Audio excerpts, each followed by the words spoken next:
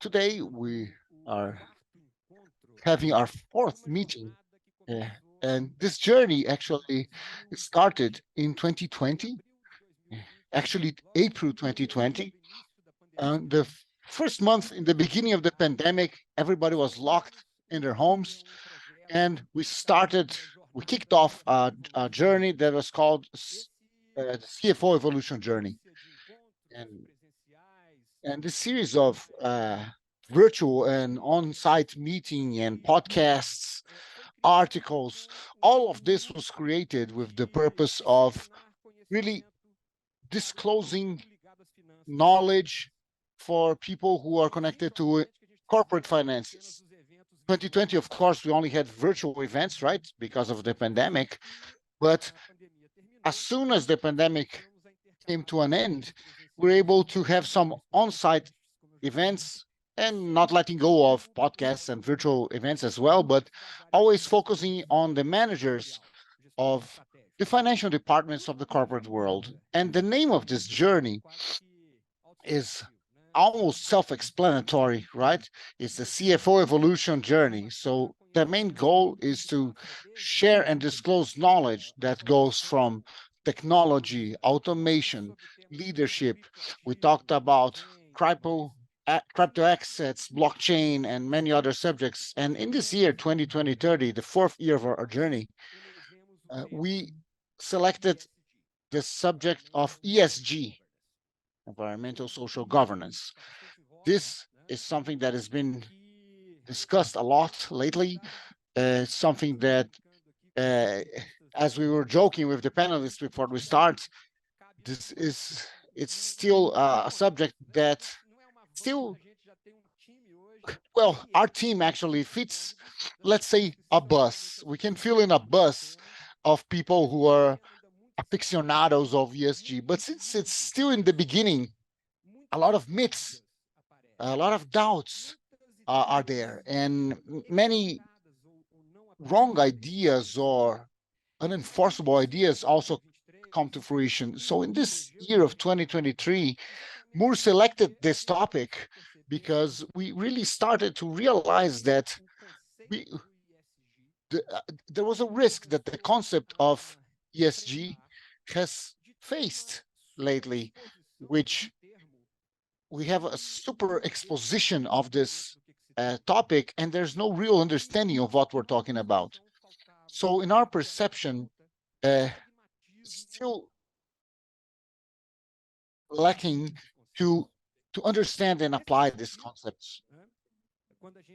And when we thought about this last meeting for 2023, such a remarkable event, which is now it's actually a hybrid event. We are here live with you, but we have approximately 500 people who are attending online via Zoom from all over the world. So this is an event that for us broke the barriers and borders of Brazil. We have here today our global CEO, Mr. Anton Colella, who is going to do the official opening of our event. And the goal of having Mr. Colella here with us is because Moore in 2022 created a study group with pioneers from all over the world to really try to start to understand the concepts and transform this concept in applicable practices. In 2023, aderiu a esse grupo que se chama Moore from Belo Horizonte was added to this group. He's called ESG Pioneers, and we started to be the first company in Latin America that participated in this group. And we created a squad that was consisted only of young people. They will be representing here the group as the panelists. And why we created this group of 6 people only formed by young people? Because one of the points of the challenges of ESG lies in the fact that the initiatives that we need to start for the long term, and our companies are measured for short-term results. And when I talk about ESG, I look at those 2 young people there who received You guys here, these are my children, and I think about them.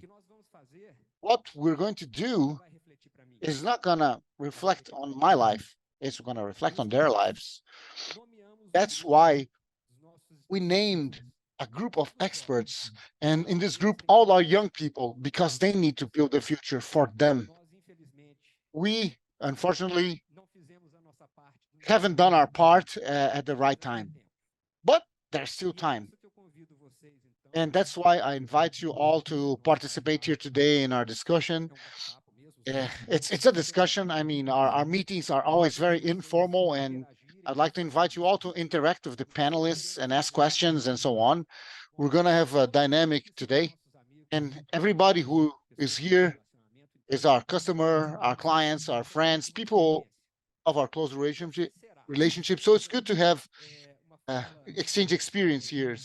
We're going to have the introduction by Rui, our associate here from Belo Horizonte, and he's the president of the Association of the Moore Companies here in Brazil, and he represents us in the Council for Latin America and in London as well. After that, Mr. Anton Colella, our global CEO, will also do his presentation about more global perspectives on ESG. And then we have two panels. On the first panel, we're going to have Mandakaru with Rosani talking about how to analyze ROI regarding ESG. And then we have a second panel with Raquel, who is right there in the back, together with Claret from PDMG, and we are going to talk about financing source for ESG initiatives. And to wrap up our event, João Paulo Braga from Invest Minas is going to tell us a little bit about the look of the state of Minas Gerais upon ESG. Minas Gerais is one of the protagonists of this movement. It's the state which first assumed the challenge of going net zero regarding GHG gas emissions, even before the federal government. And João Paulo is going to give us some perspective about what the state is thinking about. So our moment here today is to see different perspectives on ESG and how we can apply that pragmatically in our companies at the corporate world, right? So, Patricia, I have to tell about a hint about the QR code. Where's Patricia? Wasn't there a QR code for those who are online to access? Oh, okay, at the moment of the panel. Okay, then we'll have the QR code. Okay, thank you, Patricia.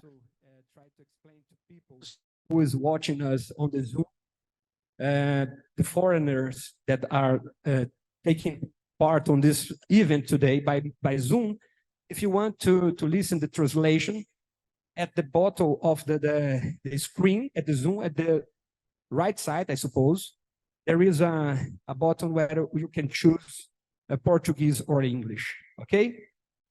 Bom, era isso que eu tinha para fazer aqui. Okay, so that was what I had to say here for the introduction as your host. So again, thank you for being here today.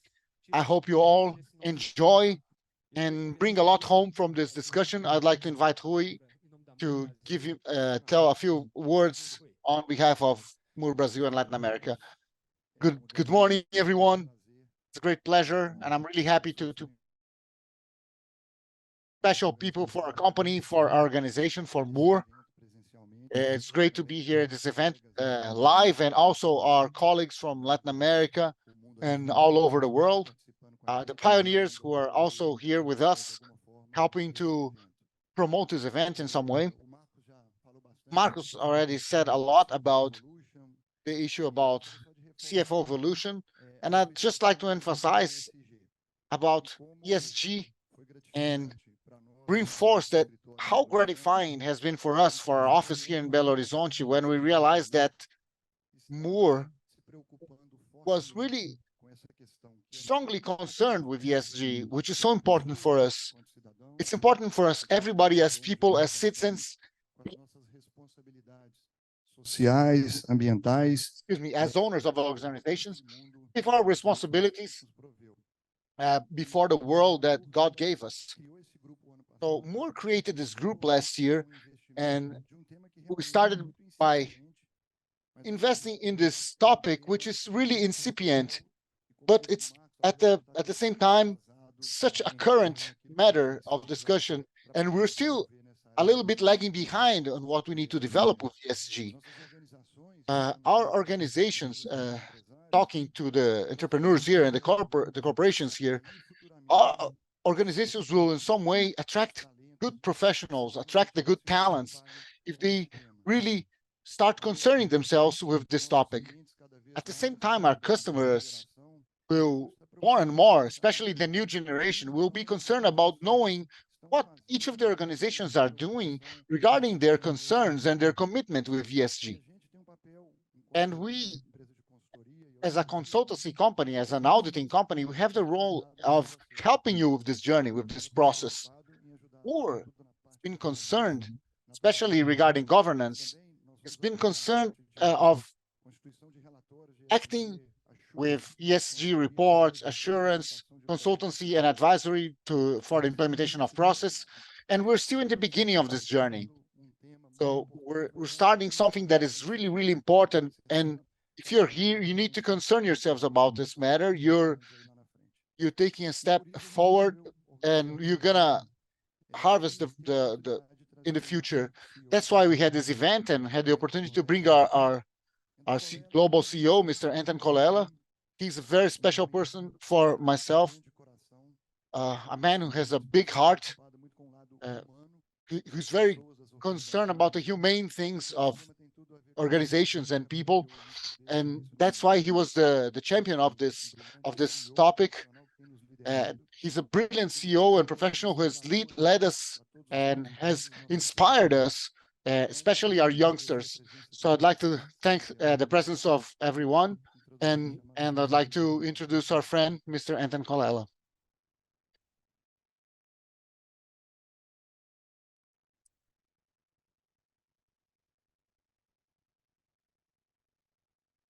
Good morning. I'm sorry, I speak English with a Scottish accent. Does anybody need translation? A warm welcome to everybody around the world who's joining this. And this is a special congratulations to Belo Horizonte, because you're having a global event today in your city. So congratulations, and congratulations, Rui, to you and the firm. There are people from Asia, Africa, North America joining this call today, looking at Belo Horizonte. Good publicity today, yeah. I should speak to the tourist board, Rui. But this to be any ESG event. How many of you have been to an ESG event in the last year? Okay, so half of the audience. Gente. Digamos metade do But the público other aí. half, you may have been to many ESG events. Vocês foram em eventos ESG demais, né? Because everybody's talking Porque about todo mundo está ESG. falando sobre ESG atualmente. Tem grande burburinho sobre isso. Trying to E persuade todo mundo us está tentando to embrace convencer a gente ESG. a abraçar. But today, we're not trying to sell you or persuade you anything. We want to inspire you. This is not just a thing of the head. This is a thing of the heart. And as the CEO of Moore Global, we have been trying to differentiate ourselves in the market. We're trying to have a different vision among many professional services firms in the world.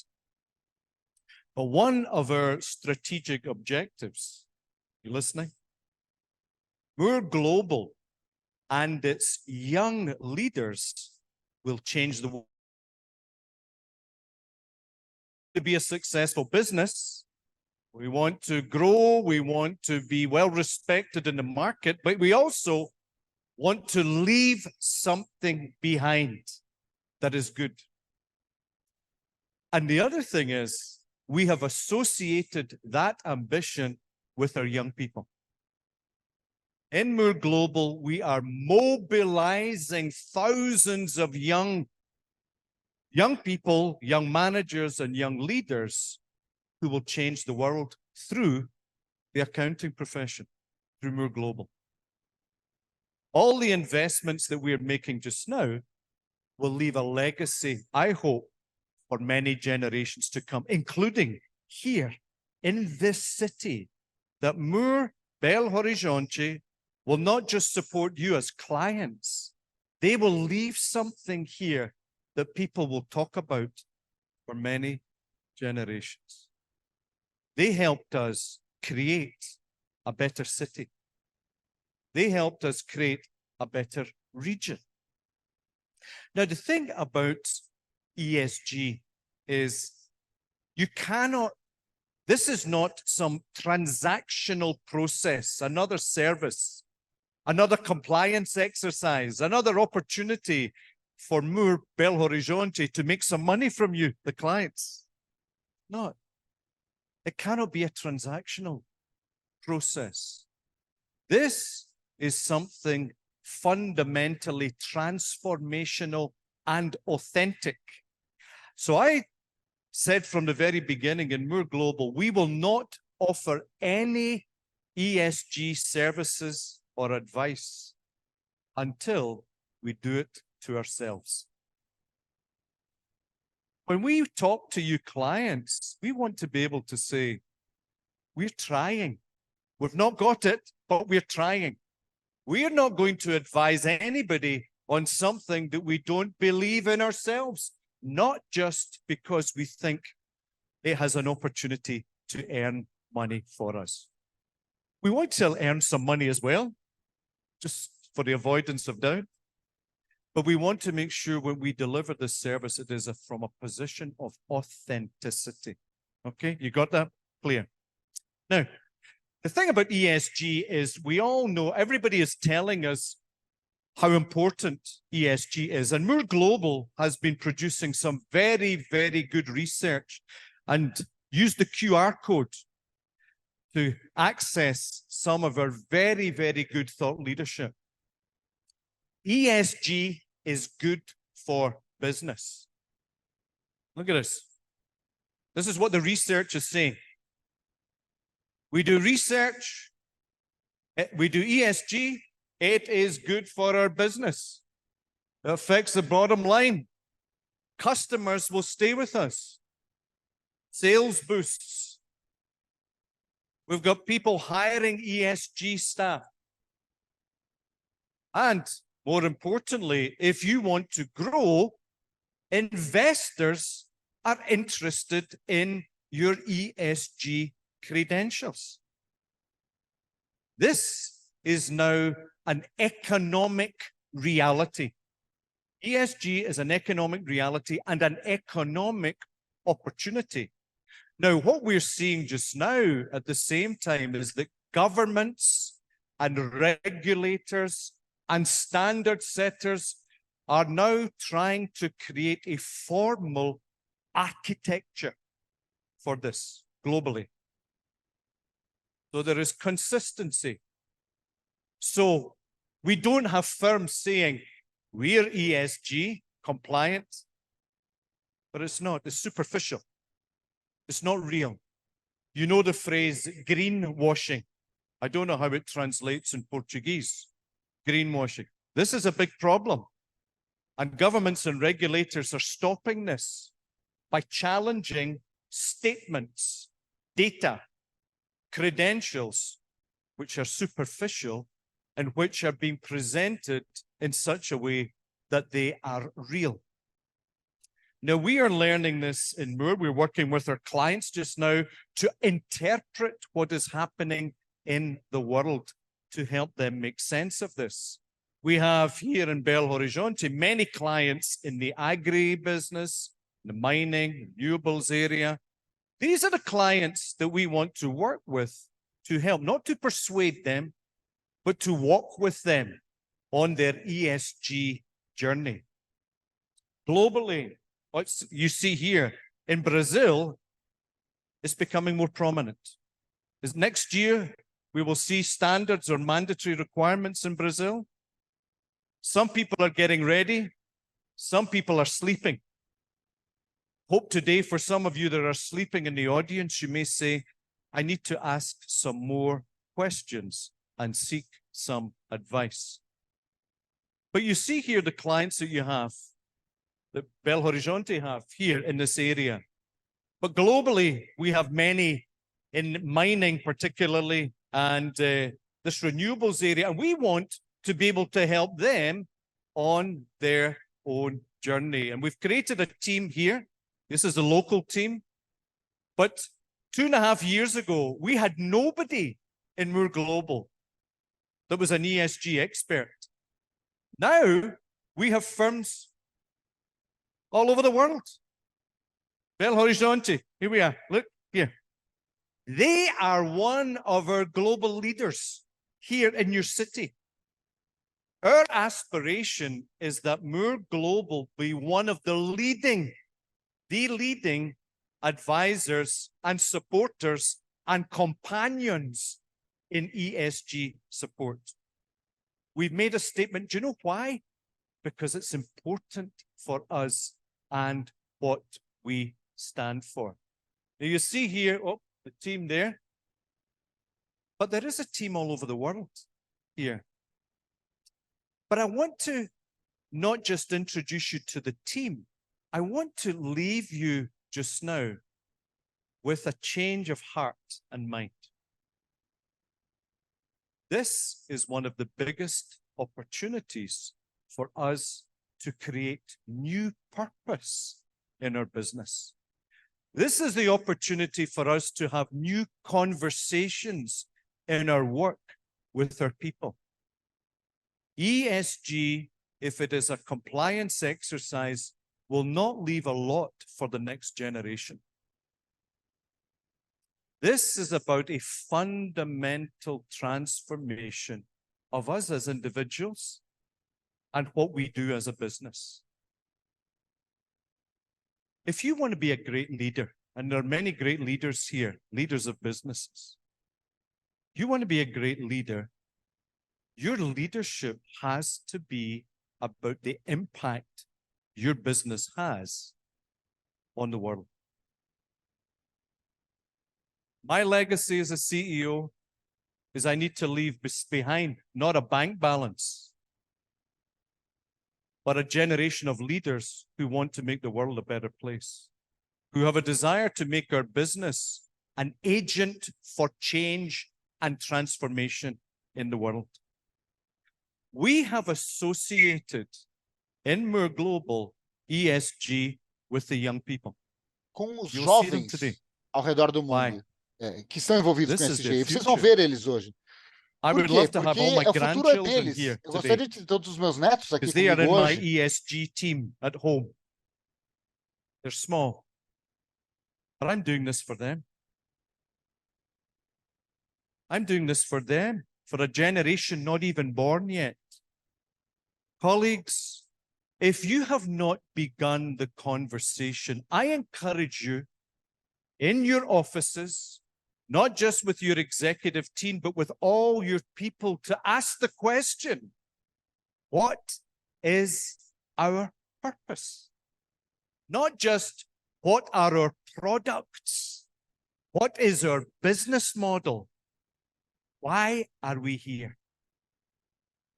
If you haven't begun the conversation, go back to the office this afternoon and say, we need to look inside our hearts of this business. What is the soul of our business? What can we tell our people when they apply to join our business about what we stand for?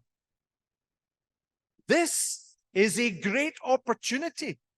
And if you don't take this opportunity, you have missed a chance to transform your leadership, the culture of your business, the purpose of your business, and the opportunity to create something special. The numbers are there. Being good is good for business.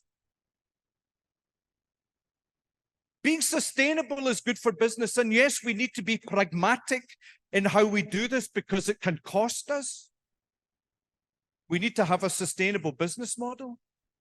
But let us not miss the opportunity, because I tell you now, Moore Global will not miss the opportunity. And we want to join you and for you to join us on our journey to change the world. And we start here in Belo Horizonte. Thank you.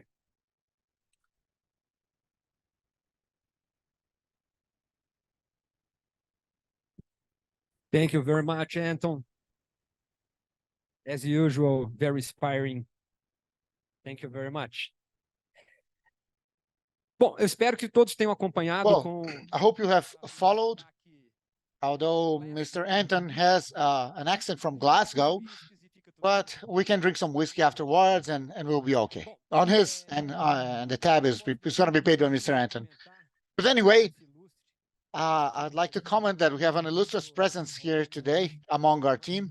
When he showed a little bit of the logos here, there's a person here that after 4 years of a lot of actuation together is my friend, Claudine Maia, one of founders of Plena, which is one of the largest producers of bovine protein and the largest exporters in the world. And Plena has been one of the first companies to join us in our ESG journey. So I'd like to thank Ney for joining our boat of ESG when we were starting, and he joined us. Thank you so much. And I would like to thank as well TSX, represented here by Paulo and Flavio. And it's actually Flavio's birthday, so he's going to share the bill for the whiskey with Anton. Thank you for being here on your birthday. Thank you, Flavio. Thanks, Paulo. And now I'd like to start to call the team for our first panel here. I would like to invite Rosane. She's Sustainability Director of Pauling, Bahia Mineração. Rosane, thank you for accepting our invitation, coming here all the way from Vitória. From Salvador, I'm sorry. Mandacaru, who is already a great friend of us from a long time. We started our friendship not actually because we met through my sister many years ago. And I'd like to invite Marcel, also, who is also our leader for ESG practice here at Moore Belo Horizonte, and he coordinates our squad. So this wonderful team is going to talk for the next 30 minutes. It's not going to be a presentation. It's going to be a discussion between two panelists mediated by Marcel about what their companies are doing in terms of analysis of ROI for ESG projects. Like I mentioned in the introduction here, please feel free to sit down and take your seats. We have right off the bat a time challenge here, because like I said, the ESG initiatives, they take a long time to flourish. The effective results gonna take a long time to be noted, and our companies are measured by short-time results, right? So if it's every year, right, every fiscal year, and we're talking about initiatives that are long-term initiatives. So, well, now it's up to you. Okay, good morning, everyone. First of all, I'd like to thank you all here in attendance. It's great to see everyone here. Also, thank everyone who's following us on all over the world on Zoom. Our panelists here, Mandacaru and Rosane. And first thing I'd like to say is that I'm here just as a moderator. We have illustrious presences here in our panel. And like Marcos just mentioned, our goal here is to understand a little bit about ROI within these ESG projects. So we have Mandacaru representing TSX Investments. They work with investments and diversification, and Rosane with mining, especially with ESG. So two very relevant sectors for our economy. So to start our discussion here, I'd like to ask Mandacaru to explain a little bit about the TSX business model, and how do you analyze the business here in our territory and how relevant it can be for implementation. Good morning, everyone. It's a great pleasure to be here. TSX Invest was founded with the purpose of contributing with other companies regarding their relationship with the territories where they act and contribute for the territory in its economic diversity. This proposal is related to the agenda of sharing value. And I'd like to explore a little bit about this topic, because sharing value, I would like to invite all here for a reflection. And Michael Porter, when he said about sharing value as the creation of economic value being simultaneous to the creation of social value for the company, Michael Porter was proposing an agenda that had an ESG focus on it. And today, we are living the ESG era. And like Paulo mentioned before the event, we were talking, and he talked about semantic erosion. We must always keep this purpose in mind, because sharing value and what a company effectively shares in terms of social value, how it impacts the society, and how we say here in Minas Gerais, from the outside the gate, right? And then it's when I want to talk about TSX Invest, because we are here in a group with good reputation here in our region, 30 years, and TSX Invest was founded at a moment that Brazil is living and breathing ESG and proposing an agenda that focuses on sharing value to help the companies to support their territories to have economic diversity. And how can we do that? With a method that has been tested worldwide, which is about attracting investments. We're taking care about government and managing of attracting investments and the economic diversity of the territory by supporting the companies in their relationships and in the delivery of value to the societies, and to share value and give the territory autonomy and economic independence. TSX Invest promotes economic diversity in the territories together with the companies. This is our contribution to this to the ESG agenda. We want to share knowledge to allow economic diversity. Perfect, Madakaru, thank you. Still talking about the different agendas, I would like to now, Rosani, ask you to comment a little bit are being implemented in the mining chain. We can talk about the chain as a whole. Okay, good morning, everyone in attendance. I would like to thank the Moore team and the TSX team for the invitation and congratulate for the organization of the event. My name is Rosani, I'm from Bamin, and since we're talking about practical actions that were implemented in the mining section, and I would like to extend it to other sectors in Brazil as well, I need to correct something that is wrong that has been said here, and this is related to the practical agenda that needs to be addressed. We are broadcasting this event internationally, and we assume there's an exclusive group, so we have translation, which is great, but this is a material that will last. So I like to talk to people who eventually is going to want to watch this at a future time. So at my events, I adopt the practice of doing audio description. So if those people who can't see us, they can imagine who we are. So I'd like to do my audio description. I'm a black woman with curly hair. I'm wearing a blue shirt and a let's say pink or salmon shoe. But this exercise that we need to constantly provoke ourselves to do, it's necessary so that our narratives are more practical. We're talking a lot about inclusion and diversity, and the mining sector has a gender diversity agenda. There's a very sensitive agenda for our business. And I'm talking about race diversity as well. We were discussing this about Black awareness last week. And the practices needs to be improved and reinforced in our daily routines.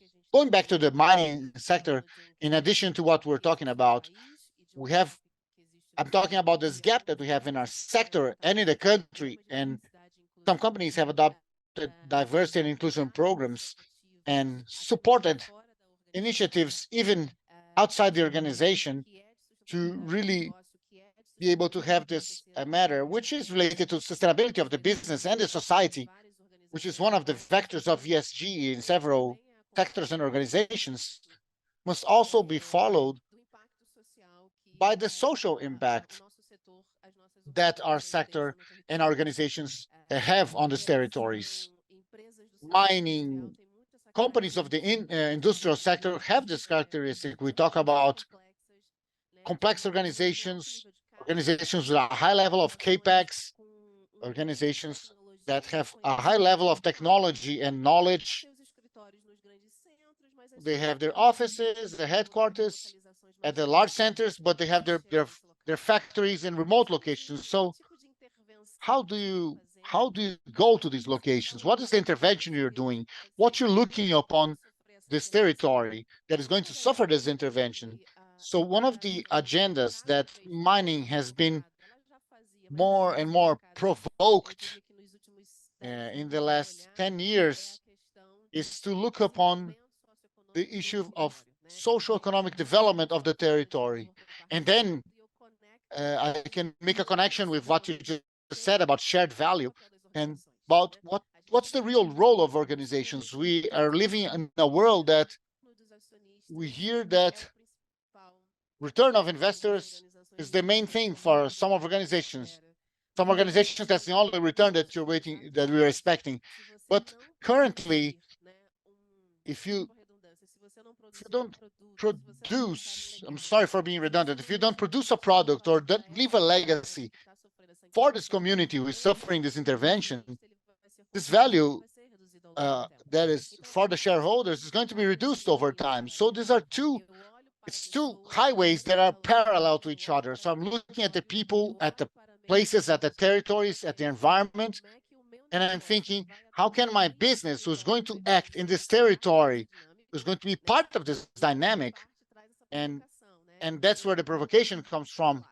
I'm not there in this territory isolated. I'm part of that territory. I'm part of that community. And the return and the perception and tangibilization of this return must take place for everyone, for the investors, for the shareholders. Those who are investing money need to perceive that, of course. This is part of the game, right? Because they are the ones who are financing the other returns. But what are these other returns? This is a territory that is stable, must be preserved. There's good education, security, uh, basic sanitation, several economic and social vectors that are respected and developed. This is the exclusive initiative of the entrepreneur. No, we're talking about huge articulation in this territory, which is connected to the public power, is connected to other investors, connected with partners, institutional partners, and several people from different groups that are acting in that territory. But the perception of this return, the perception of what I do, how I do it, and what I leave behind needs to be clearer. I think this is one of the topics that the mining sector, which I represent here today, together with other industry sectors, has been provoked at a short term to think about, to discuss this together with the financial indicators, so this becomes perpetual and is carried over the long term. Okay, Great. So now there's a bridge with what Marcos and Rosane, Marcos mentioned in the beginning. So it's important to do our audio description. So for those who were not able to see, my name is Marcel. I'm a white man with short hair, black hair. I'm wearing a blue suit with a white clear shirt, and I'm here in the center of our panel here. So connecting to what Rosani just mentioned, Mandakuru, I'd like to please tell us a little bit about what are the returns over investments that companies can have with ESG projects. Perfect. So I have to also do my audio description here. I'm a white bald man. I wear glasses. Right? I wear glasses. I am 1 meter 76 centimeters in height. I'm a white man, and I'm wearing a gray suit with a white shirt and black shoes. I realize that is the same model of shoes as Marcos here, so which brings me fame and reputation. Great, thank you, Rosani. It's great to hear from you, and it's an honor to share this panel with you. I'll give you a short answer. Excuse me, sorry. It's a short question, but I'm gonna give you a complex, long answer. Return ROI over ESG. I reflected upon this before joining you guys here in this panel today, and as I see it, the main return of ESG is to make the company perpetual over time. Hey, companies that are looking to live long over time and live a long career, they need ESG in their central careers. And we're talking about social and environmental practices inside, inwards and outwards, and governance shielding the company from risks, from scandals, from things that can corrode the company brand. And ESG without governance is like the slogan from Pirelli: power is nothing without control. So governance is the basis that shields the organization. When we are talking about E, environmental, S, social, and then another provocation here, what I've been noticing and discussing with Paulo and Fabio, my colleagues, is that the companies really need to go beyond the initiatives. Today, we make a confusion between AHR policies with ESG, talking about diversity inwards as if you're changing the world. That's nothing. That's nothing more than your obligation. Talking about paying it back to the environment of resources that you used. This is just your obligation. This is related to generation of economic value, because if you don't do that, you don't generate economic value. You can't attract the talent, you can retain the talent, and you have bad reputation. It's important for companies to see this beyond their borders, and they need to look on the territory where they act on. And it's excellent what Rosane said, because they have their headquarters in the main cities and the factories in a remote location, Jequitinhonha. So we need to go there to the territory, understand the impact. And how can I do something that really promotes the local businesses? How can I contribute with the public power, the local public power, with the corporate entities, the local entrepreneurs, the local academics, to bring knowledge, to improve the business environment, to benefit the small business and attract new investments? So Fiat, for example, where I started my career in the 90s, in the 90s, here at the Beijing plant, they did some work that was extraordinary to attract auto parts. It's been called, this work was called minerização because of the state of Minas Gerais. And now we have more than 100 companies that sell auto parts in the region. A lot of jobs have been created in Beijing. This was extraordinary. Until April this year, I was in the international airport of Confins, the BH airport. Just to wrap up here, this is the airport today, mais sustentável do Brasil. the greenest, more sustainable airport in Brazil. Uma facilidade maior de negociação com as So companhias what's the aéreas. return for the airport? Better negotiations with the airways, because all of the airways have ESG with companies who have effective ESG practices. Makes more sense, and the return, even from the commercial perspective, is greater, right? Perfect. I'd like to remind you all that at the end of the panel, we're gonna have the opportunity to read questions from some of you. If you want to ask some questions to the panelists, please use the QR code here. If you have any questions, please use the QR code. Feel free to do it. And even for those who are watching us online, you can also ask the questions, and we're going to read them here on our tablet. Okay, Rosane, one very important point of ESG is G for governance. In the recent years, your company created its sustainability committee, and this committee was formed by the CEO, the chairman, and directors, and so on. I'd like to understand from you, what is the importance of involving the high management in ESG topics? Yeah, I understand that governance is the element that shapes and sets the tone of all of these initiatives that the organizations are trying to prioritize or selecting over time. Today, we've been talking a lot about this agenda, about ESG. There's a huge buzz about it, like Mr. Colella just mentioned. At least everyone went through at least one ESG event in the last year, if not more. And it's important to understand that ESG does not avoids sustainability. What ESG brings is to shed a light, is to give more perspective on the sustainability agenda of organizations that bring risk. So if this matters, if these subjects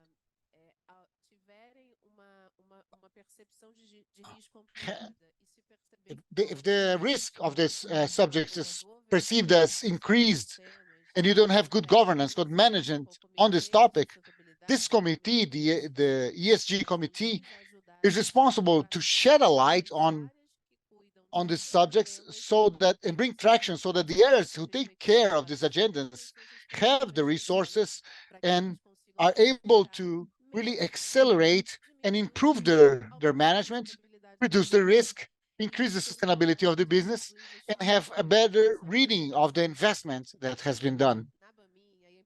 At Bamin, and it's really important to explain about the company a little bit. Bamin means Bahia Mineração, Bahia Mining. We have deposits of iron ore in the countryside of Bahia, and we are still being implemented.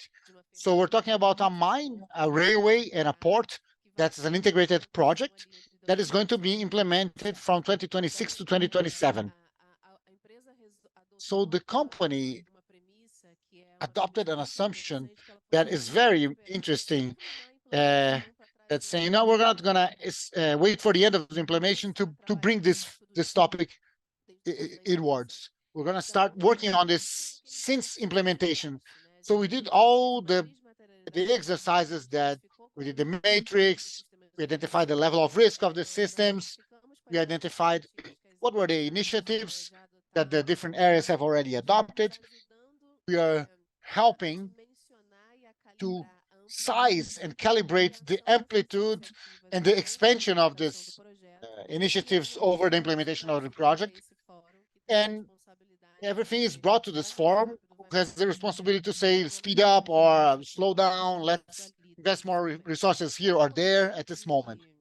So our sustainability and ESG committee has a macro role of looking at this overview, all of these subjects and all of these risks that are associated to the environmental and social and governance agendas within the company itself, because governance is government. It's talks about how the companies manage, and all of this helps us to place this, to prioritize these subjects in connection with the investment for the organization. In addition, at Bamin, we decided to do things step by step. So since we are a company that's being implemented, a project that's being implemented, we're not going to launch our sustainability strategy now.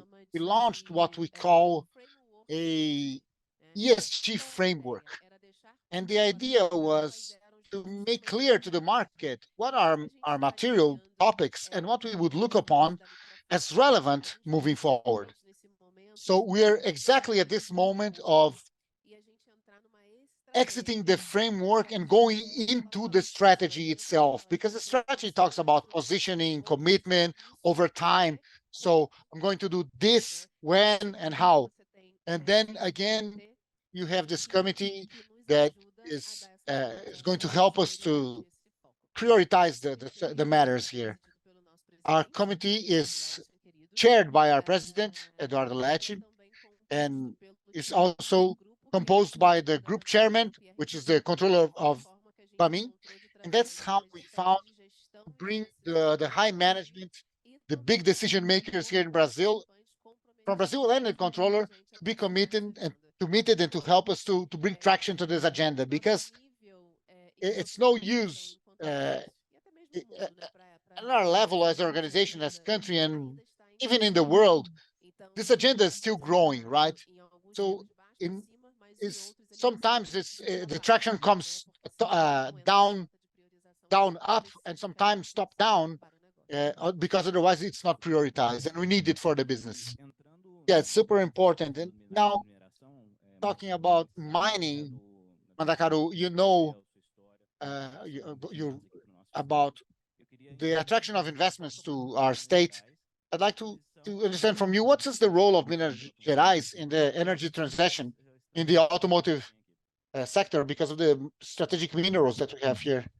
Yeah, this is a subject that is very interesting at the moment, not only for Minas Gerais and Brazil. We need to understand our role in this transition. So, and to understand our role and understand the opportunities that we have in front of us today, we need to say that no state in Brazil gathers the favorable conditions to be the leaders in the new automotive industry, because we have here in Minas Gerais production, automotive engineering, automotive design.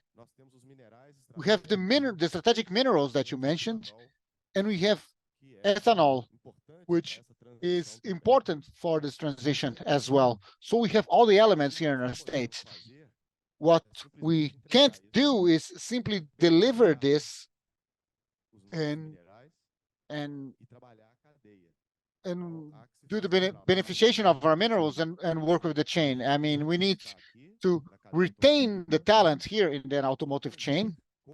We need to try to understand how this transition doesn't need to go like Europe is doing and like China did in the past. We have ethanol, which can allow us to have a smooth transition.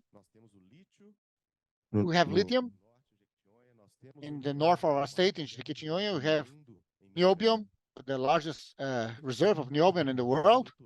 And what we need to do is to structure this roadmap to bring the mining sector closer to us, closer to the energy transition journey, and take advantage of the competitive advantage that we have in the automotive sector. So now I'd like to ask Rosani, in connection with what Mandakaru was just saying, what are the challenges for decarbonization in the mining sector? This is a very complex subject. We can discuss this for hours, but if you can give you an overview about it. Well, I understand that mining, and Mandakaru mentioned a few examples of minerals that we have available in the state of Minas Gerais and in Brazil as a whole. And this is in the center of the discussion about decarbonization. And I think that that is a narrative that we need to understand and we need to really be able to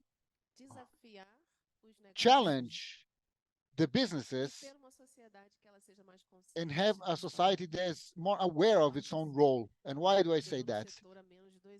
I've been working in the sector for less than 2 years. So for those experts who are here for a longer time, I'm sorry if I make a mistake here, if I say something that is not right, but this sector, it's a basic industry, but it has been massacred. It's been judged over time because of the breakage we had in some dams and barriers here a few years ago.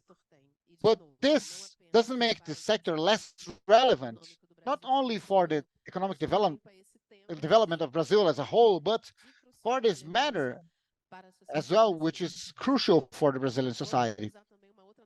I'm gonna also mention what you just mentioned about the automotive sector.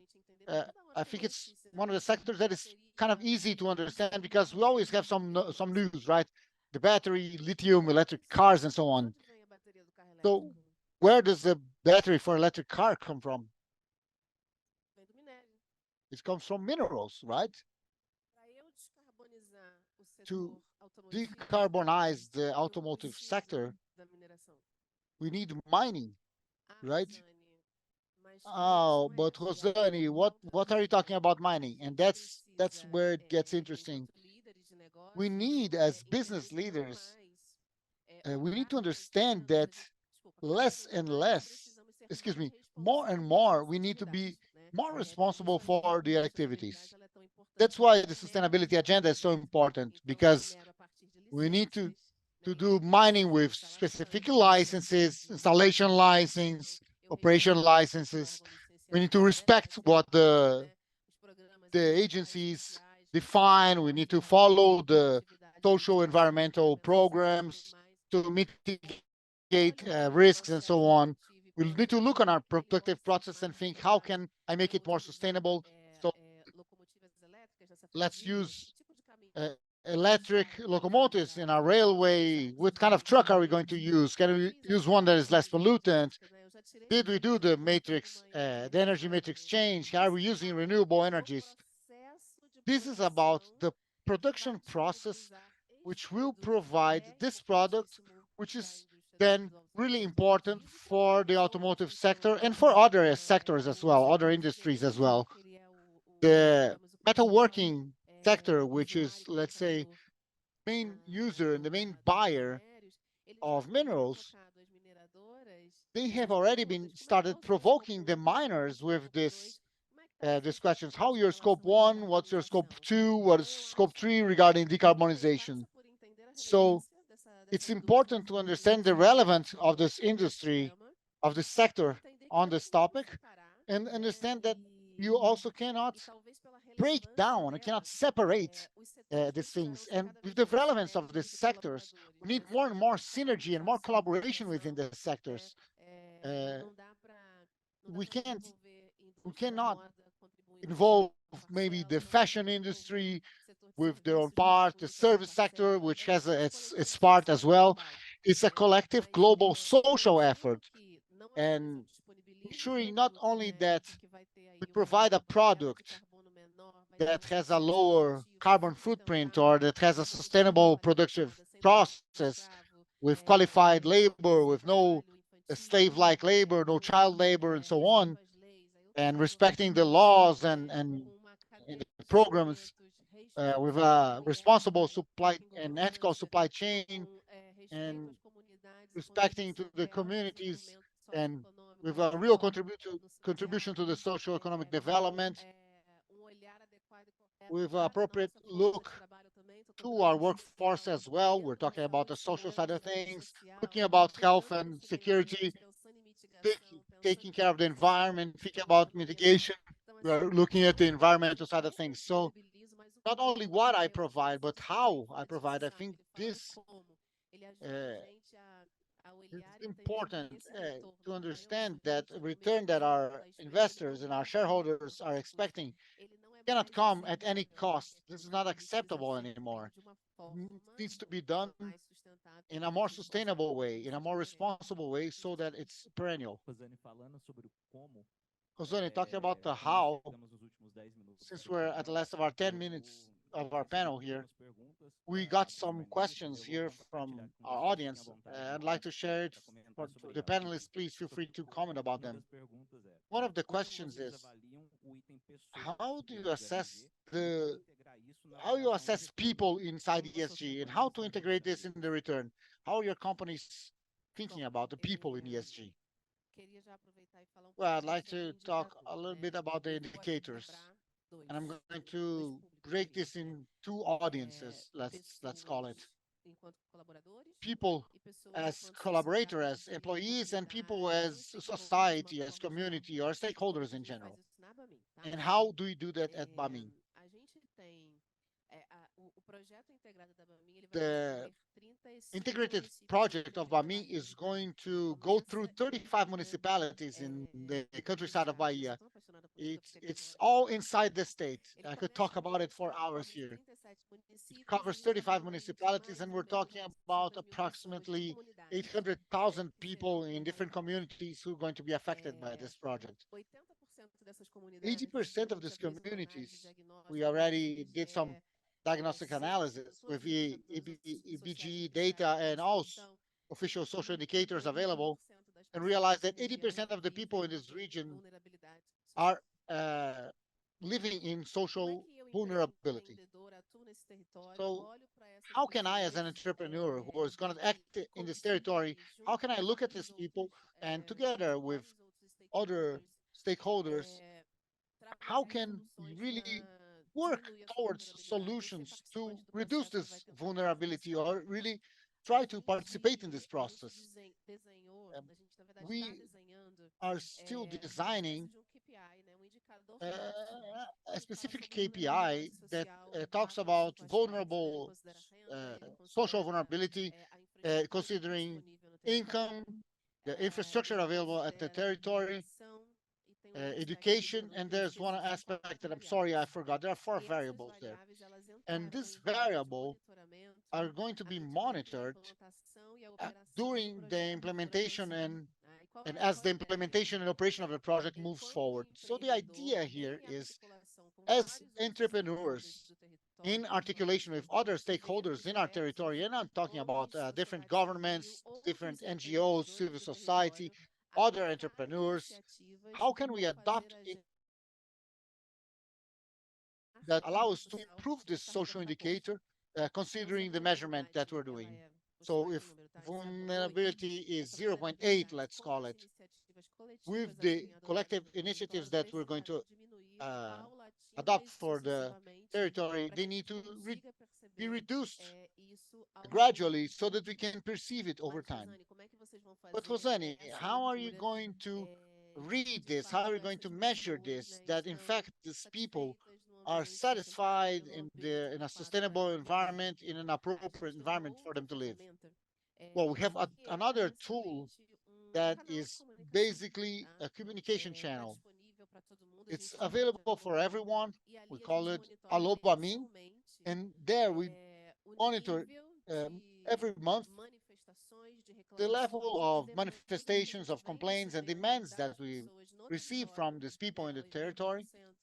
Uh, 80%, excuse me, 80% is from manifestations from outside our company, but there's a demand for basically two things: work as Bami supplier and work at Bami. These are the two demands. And of course, there's also complaints, and we follow all of these complaints. First, response time, we need to give a quick answer to articulate with these people who are in the territory, and we need to be efficient. We need to give them an appropriate answer, not necessarily the answer they need, but an answer that serves that demand from the company's perspective and from the perspective of the person who complained as well. So there are different ways that we've been building and designing and evolving to provide an open channel to have communication with these people, so that internally we're able to adjust and improve our own processes so that we can collect and check the demands and needs of the population in general. And we are able, in our interventions in the territory, have a better and better and more coherent articulation and more aligned with the ethic and respect and humanity principles. Perfect. Anything you want to mention, Mandakaru, or after this masterclass? All I want to say is to complement is to say that in the beginning of our event, people talked about purpose, and this agenda that uh, focuses on people, it gives meaning to the people who work in the organization, because it's not, it goes much beyond the activity of the company. The employee feels more satisfied, they understand their own role in the company, in the society, and in the world. So it's an agenda that goes beyond and really extrapolates a lot the the borders of the organization, right? Do you agree? Yes, I agree.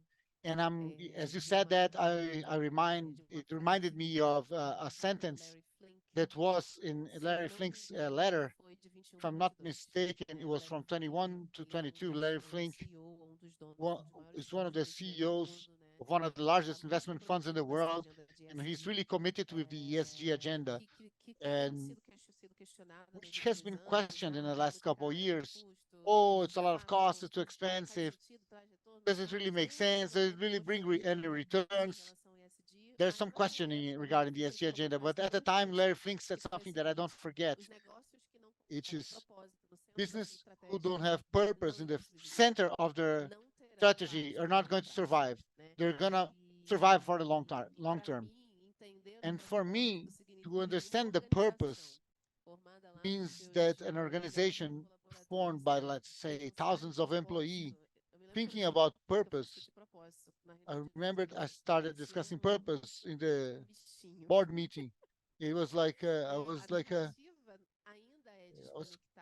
it was crazy there because the narrative is still disconnected. We have our own process of growing the culture as leaders, return, people, capex, purpose. So purpose is kind of loose there. And we're doing these provocations to really have this be uh, considered by people more and more. But let's think again. The duality of having the headquarters in the main centers and the operations being there in a remote location or any location in the countryside, like Jequitinhonha, for example. We need to understand what what is this business all about? Why is this business all about? Today we realize that if we don't know why that factory is there with these thousands of employees, is this is not really clear, and if this doesn't make sense with the expectations of everybody who's part of the organization, we're not going to be able to generate value. And if we're not able to generate value, maybe this is one of the provocations. If we're not going to generate value, I'm not, I'm far from my purpose. I'm not being able to generate value. My strategy is not good. I have several pieces of evidence here that show me that we need to do a review on this organization, to say the least. The premises need to be revisited to really be able for the organization to know what they do, how they do it, and to make it clearer uh, that the return is perceived as well and perceived by all, including the shareholders who are going to have their part. It's good to hear people with who know about what we're talking about and who are experienced in the topic at hand. Unfortunately, we're going at the end of this panel.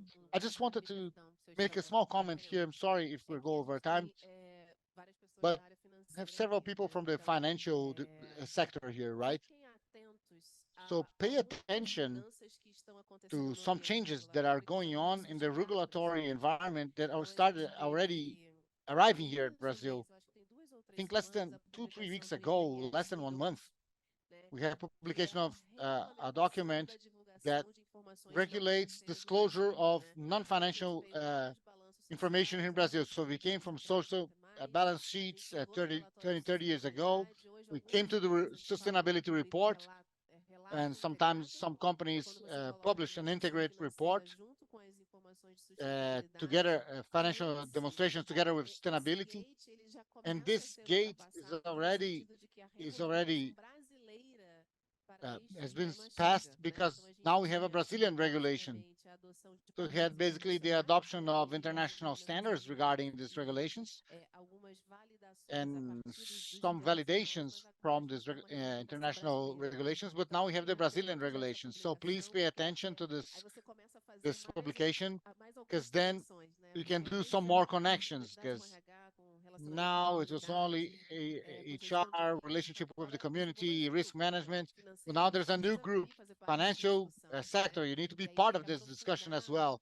And you need to go in deeper to go deeper into this agenda and really have all the controllers, all the directors to understand how we're going to move forward. How are we going to position climatic risk in a financial statement? This is part of non-financial uh, information, but we need to have a dimension of risk in the financial statements. Not only analyze the risk per se, but we need to think about contingencies. We need to think about investment potential that we are going to do to mitigate, and this is going to appear in the financial statements. So now we're arriving uh, to a new block of knowledge that needs to be added to to make it more to give more credibility and robustness to the whole sustainability and ESG narrative. I'm sorry. No, this is very relevant matter. And the second panel, we're going to discuss a little bit about it, about ES1, ES2. So I'd like to thank you for sending your questions. Those who are not able to answer, we're going uh, to post the answers to these questions in our social media. Next week, we're going to do a specific article about decarbonization. So just to wrap up this panel, I'd like to thank Mandakaru and Rosani for your participation, and like to thank you to 1 minute just to do your final considerations. Before we go to the next panel. Ladies first. Okay, I would like to thank everyone for an invitation, the opportunity to be here. Congratulated for initiative. And this is what we need, really. It's more and more serious discussions that are connected to the demands and needs that are there in the organizations that would increase our maturity level and not distract ourselves along the way. Thank you. Well, I would like to wrap up by mentioning maybe the greatest Brazilian writer from the 20th century, Mineiro Guimarães Rosa, and he uses a term in a book called Grande Sertão Veredas. He talks about semantic erosion. And may we not allow ESG to suffer from semantic erosion. We need to maintain the significance and the nobility of this subject, and really separate what really causes an impact on a society from greenwash, from social wash, and from bullshit. Thank you. Thanks everyone, and Marcos for inviting me. I'd like to thank you so much, my friend Mandakaru, Rosani. We met today. You shined in this panel. Thank you so much. Rosani, thank you for always reminding us, because every meeting we learn some things, and today we learned something. So I'd like to please ask you for a round of applause to our panelists. Thanks everyone for giving us such important information with your perspectives. And now I'd like to take this moment to talk about 2 points that Rosani just mentioned. Thank you.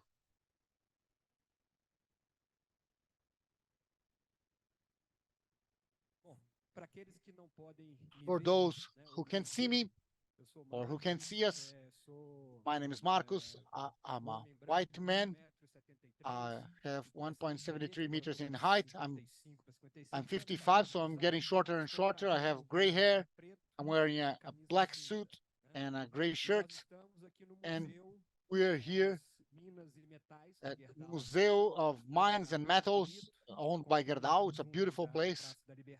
It's in the Freedom Square here, and we have her here on our right. I'm going to do some merchandising here.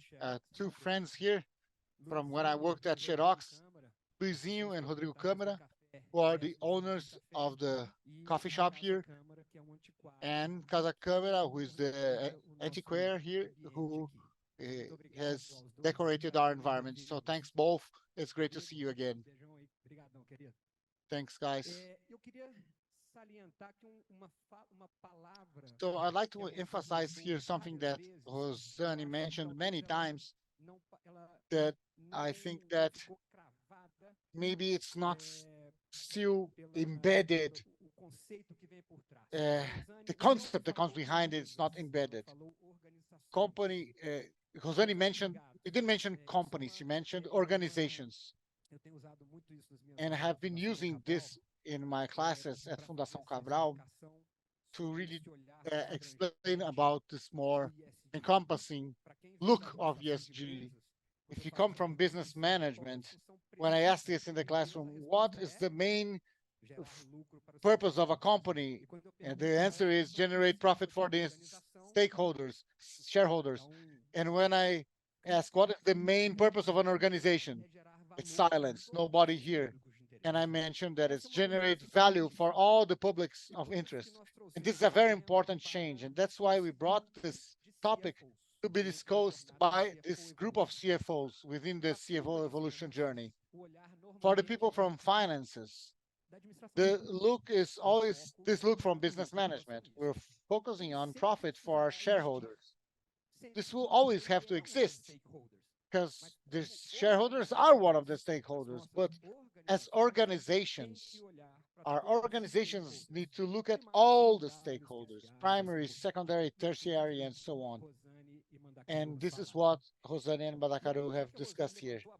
And since Rosane mentioned this about talking about indicators and so on, I'm going to talk our next panelists here. I'm going to ask our next panelists to come here. We have Raquel Gouveia. She's ESG director for an coffee exporter group, very traditional here in Brazil and Minas Gerais. Rosane, please.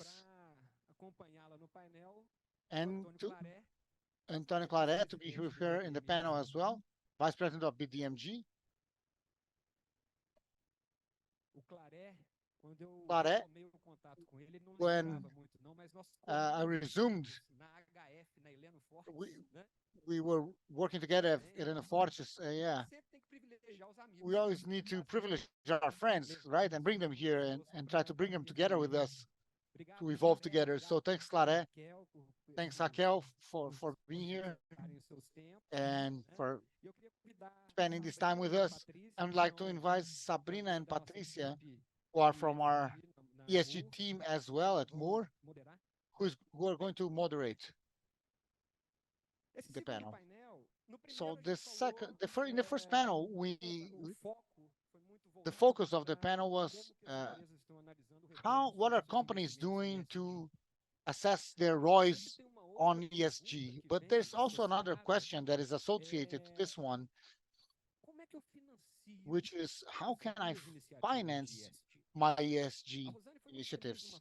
Rosane was really, she mentioned something that was really interesting, that when she said that great corporations end up having people, structure, infrastructure, resources, technology to put in practice their initiatives and kick them off. And when we come to middle-sized companies, which are most of the companies in the Brazilian economy, especially here in the state of Minas Gerais, we are basically an economy that's focused on the middle market. This availability of resources, either financial or people or whatever, is not as easy as in a large corporation. That is why we have the second panel, so that we can discuss a little bit about this, the initiatives that we have at the DMG. Our ESG topic is in the matrix for the decisions to to allow credit or not to some projects, and Monte Santo Tavares, which has invested its own resources, also created a startup to try to promote this sector. So now the floor is yours, my dear friends panelists. Let's have a great discussion. Thanks, Marcus. I'd like to start by saying my name is Patricia Petri. I'm one of the organizers of the event. I'm in the ESG team, uh, like Marcus mentioned. I'd like to do my audio description here. For those who cannot see us at this moment, I'm a white woman with dark hair, with blonde parts, wearing a white clothes and a pink sandal. I think this is a great practice that we need to adopt from now on. I'd like to thank everyone who are here in our audience and those who are watching us on Zoom as well. And with no further ado, I'd like to ask a question for Claret.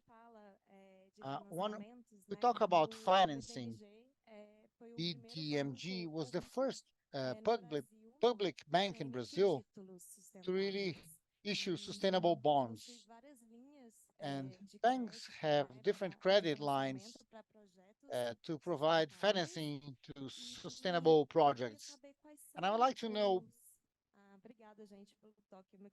Oh, thanks. Sorry. Yeah, microphone. Okay, so I'd like to ask you,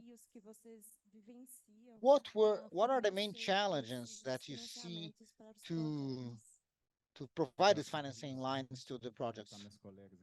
Thanks, Patricia, and thanks to everyone in the panel. I'd like to also say hello to Marcos and everyone here. It's a big pleasure to be with you here today. My audio description is really easy. I'm a bald white man. I'd like to congratulate João Paulo, president of Invest Minas. It's one of the prize for the government of Minas Gerais. Have been attracting hundreds of billions of dollars for the state. So I would like to congratulate the president, João Paulo. And Patricia,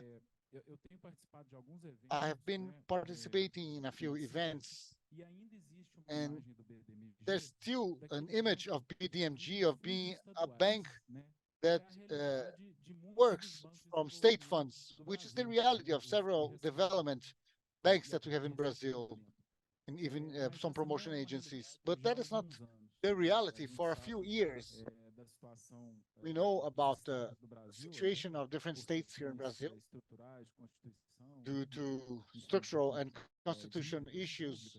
They have public debts, and we as BDMG had to reinvent ourselves. We started doing this in 2019 and moving forward with international investments. Basically, 100% of the resources that are sources of credit for companies here in Minas Gerais are resources that were collected abroad. And when we talk about international funds, if you're not aligned with the ESG principles, you can't. They won't give you even R$ 1. And also, we are going to present one of our cases next week, because it has been a great success at the national level, which is a partnership with BEI, with the European Union Bank. In 2019, we signed some financing of 100 million euros with them. And today, in 2023, October 2023, after an additional of 20 million euros, we have 100% invested in Minas Gerais. So in 4 years, we're able to finance all of these resources, and especially in energy efficiency and green energy projects. To be honest, there's part of it, 30% ended up, we were able to get this addition to be used to micro and small entrepreneurs during the pandemics, because it was a severe problem for them. And we were able to have this addition, and this was able to keep many businesses open, more than 20,000 businesses open in Minas Gerais. So today, being really objective, BDMG depends on this gathering resources.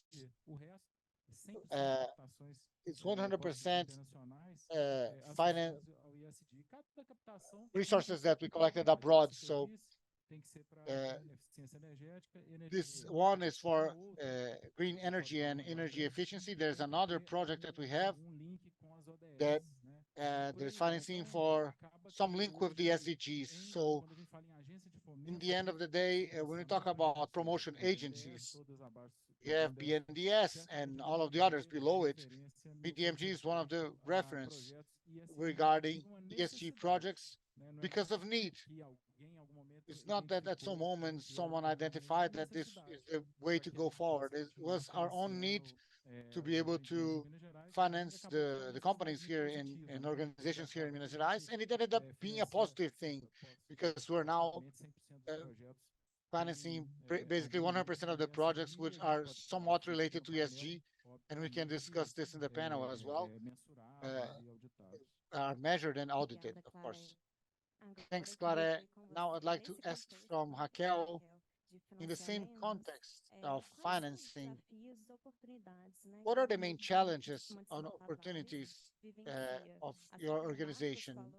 Like Marcus said, you even invested in a startup to help the producers, the agricultural farmers. I'd like you to tell us a little bit about that as well. So I'm doing my audio description. I'm a short lady. I have I'm wearing here black and white, the colors of my team, America, Atlético Mineiro. I work for Grupo Anderson Tavares, and we work with all the whole chain of the coffee production. We are producers, we store coffee, but we're mainly coffee exporters. So we have a big connection between the Minas Gerais coffee producers. We also have some producers in São Paulo and Bahia as well, and international customers. So we buy coffee from different origins here in Brazil, and most of the coffee that we bought here, approximately 3 million bags of 60 kilos, we export abroad. And with huge customers like Nestle, Starbucks, and so on.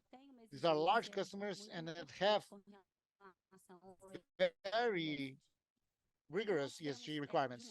So we have on side these customers who are really sophisticated and who have really high level requirements. And on the other side, we have producers from different sizes. Basically, some of them are just their income is just to for their survival or their family. You have an idea. I think it's really interesting. If you look at a 30,000 hectare soy property, is medium.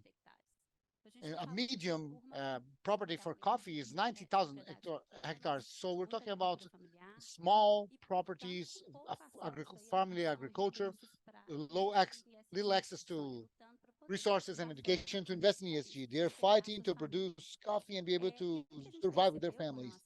And what we realized regarding financing is first we needed to understand the challenge. These clients will require us to follow this ESG requirement. So we had to disclose this to our producers and all our producer chains. But how can we do this? How we can educate them? How can we finance them? How to be close to them? How to finance them? Because we're talking about approximately 2,500 producers. We're a medium-sized company. We're a company with a small profitability. We don't have high margins, so we have big challenges for investments in the area. We want to do things and we don't do it well, but at the same time, we need to provide return over the investment for our shareholders. And I think this is the big challenge of most of the companies here in Minas Gerais. And what we realized is that unfortunately, we didn't have access to specific financing for these investments, and that our producers didn't have access as well, either due to their size or their low income or geographic localization or documents that they cannot provide. What they can do is resources to subsidize their production and invest in their properties and the costs of their production. The government plays that role really well with their investment banks, but they don't have the organization and they don't have any resources to do it. So internally, all of our investments, all of our expenses are paid with our own resources. And at some moment, we're trying to change this to see what we can do with these large customers to be able to create partnerships and do these investments. Regarding the producers, what we've done is we did then this start. We created a startup with the purpose of providing financing to the small producers. They created this interesting technology to, to grant this credit. They use satellites and artificial intelligence to do some rigorous credit analysis without having the producers to look for the consultants and have a lot of documents that need to deliver to the banks and so on at every step of their project. And the guarantee is the coffee that they sell us and we store in our warehouses, and that's the guarantee for their loans. It's not microcredit, but basically that's it. So what we see, and it's really hard to access financing lines that helps us to disseminate these ESG practices, especially outside the company. But what we see, and to try to convince the CFOs and the owners that not always these investments in sustainability are going to give you economic feasibility. You can see the return. What we realized is that for foreign banks, we need resources because we're exporters, right? The trading nature of our business. The banks don't even come to a meeting with you, or not even grant you any lines, even the basic lines with the common interest rates, if you don't follow specific ESG rules. So we changed our own speech internally to explain that we need to do it because of our bigger purpose. But even if this is not for the bigger purpose, if the CFOs don't understand ESG as essential to maintain the planet and the whole for the future generations, we need to do it at least the minimum so that we're able to go to this meeting with our customers or with with the finance institutions.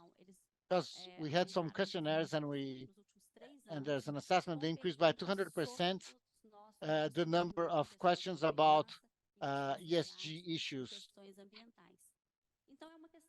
So it's a matter of survival. It's not for the survival of the planet, the survival of the business. It's not no longer optional. This is something that we need to do. It's mandatory, either because we perceive the value on it, or either by need. I think that's how I see things today. Raquel, if you allow me to do some comments, I have seen now with what you just mentioned and other events as well, and talking about agribusiness investors, this is a point of no return. The agribusiness is absolutely in Brazil is absolutely involved with ESG, but unfortunately, we see people using narratives that associate agribusiness with destruction, with deforestation, and sometimes I question myself, what can we do to change this perception? Is this only a matter of communication? You're involved directly with the business. What do you think that could be a good exit? And if you agree with me that we have this heavy narrative associated with agribusiness, I agree 100%. And we see this, and as we are living the daily routine of this business, we're close to the producers. We understand that agribusiness is not only formed by large producers, and on the other hand, differently from what people think, the large producers are the ones who are obliged to protect nature. This is important for the business. Protecting the soil, for example, is essential to have the longevity of your business. Uh, Protecting the rivers and water and optimized use of water is important. and we have more and more technologies for that, and the large producers can invest that. So this is the reality.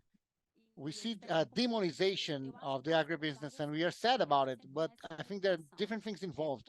First thing is in education.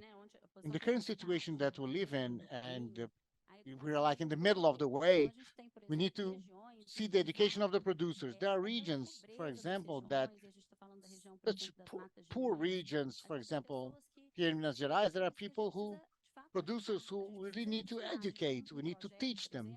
We have a project that is really to recover rivers, and there are just a few producers. It's a large scale project, but we see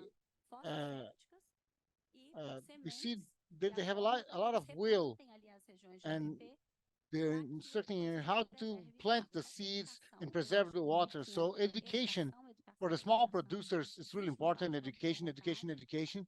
There is goodwill, but they need to understand and learn about. So being close to them and educating them is really important. For financing, we need less bureaucracy for financing, because sometimes if a person has any problem with their license, then they can't get the resources to be able to invest in their property, in their farm. So they can't recover. They have some degraded area and they can't get a license. So education is important. Understanding that there are different sizes of producers is also important. And education abroad as well. I do meetings with international companies, international customers, and they're really shocked when they see the level of requirements of our regulations. There's a very interesting initiative in the state of Minas, which is regarding the compliance with the European Union legislation. To comply with the European EU legislation, our producers need some documentation. They need to have the geolocalization of their properties. And the government of Minas, with the legislation being approved, did a mapped the region to understand how many of these properties were not regulated and what needed to be done. And when we think about coffee from other origins, from other states, in terms of deforestation, our indicators are excellent. We don't have any issues with percentage of deforested areas. We have, on the other hand, 50% of preserved areas, and we don't do any advertisement of that. We have a properties. I don't remember the exact percentage here, but I had a meeting with the Secretary of Agriculture and so on, and we have a large percentage of regular farms. And this is completely different from what we see in other regions and other countries, but needs to be discussed abroad. We need to multiply this knowledge. We need to stop bad mouthing the country and start telling what we're doing that is good. And our legislation is a labor legislation, and our occupational health and safety standards are limited to follow. I see this in the questionnaires. They are limited to saying to the forms, uh, for those who comply with the law. Uh, but basically, what we see, if we follow our labor legislation, we are light years ahead in terms of health and safety and occupational health and safety. And this needs to be discussed. This needs to be mentioned. And I think that the governments, we need to do these advertisements to really tell people about this, tell the truth about people, because the clients are very shocked when we tell them this data. When we talk about coffee, we see the European Union standard as an opportunity, because we're going to have the opportunity to really show that we're complying with all the agenda. I'm sorry, I don't know if I answered, but I don't know if I talked a lot here. But so we talk a bit about the agribusiness. I would like to ask you about carbon credits. I think this is, I'm pretty sure that Brazil is one of the largest agribusiness producers in the world, and it's really important to think about the carbon credit market and how it's been growing and how it's been treated uh, all around the world. And I'd like to ask you a little bit about the challenges and opportunities. This question is actually for both of you. I'd like to ask you a bit about the challenges and opportunities of the carbon market and how BDMG sees this and how Grupo Monte Santos as well sees this. Well, we have some facts that are important for everyone here in Brazil. One of them is that today we have a voluntary market, which is our reality, and the idea is to have a regulated market. We don't know when it's going to happen. I believe it's going to happen, but we still don't know when. And more specifically about BDMG, we have a few initiatives about the carbon market. We have a pilot project that is still being developed and being implemented, which we have a blended finance that we're using to be able to develop a product that is a credit line that is focused specifically on carbon credits. So it's being under analysis and development to define an attractive format. Of course, uh, it's a blended finance, so it's going to be with differentiated interests, and we have high hopes for this product, which can be a small contribution that we can do with our society.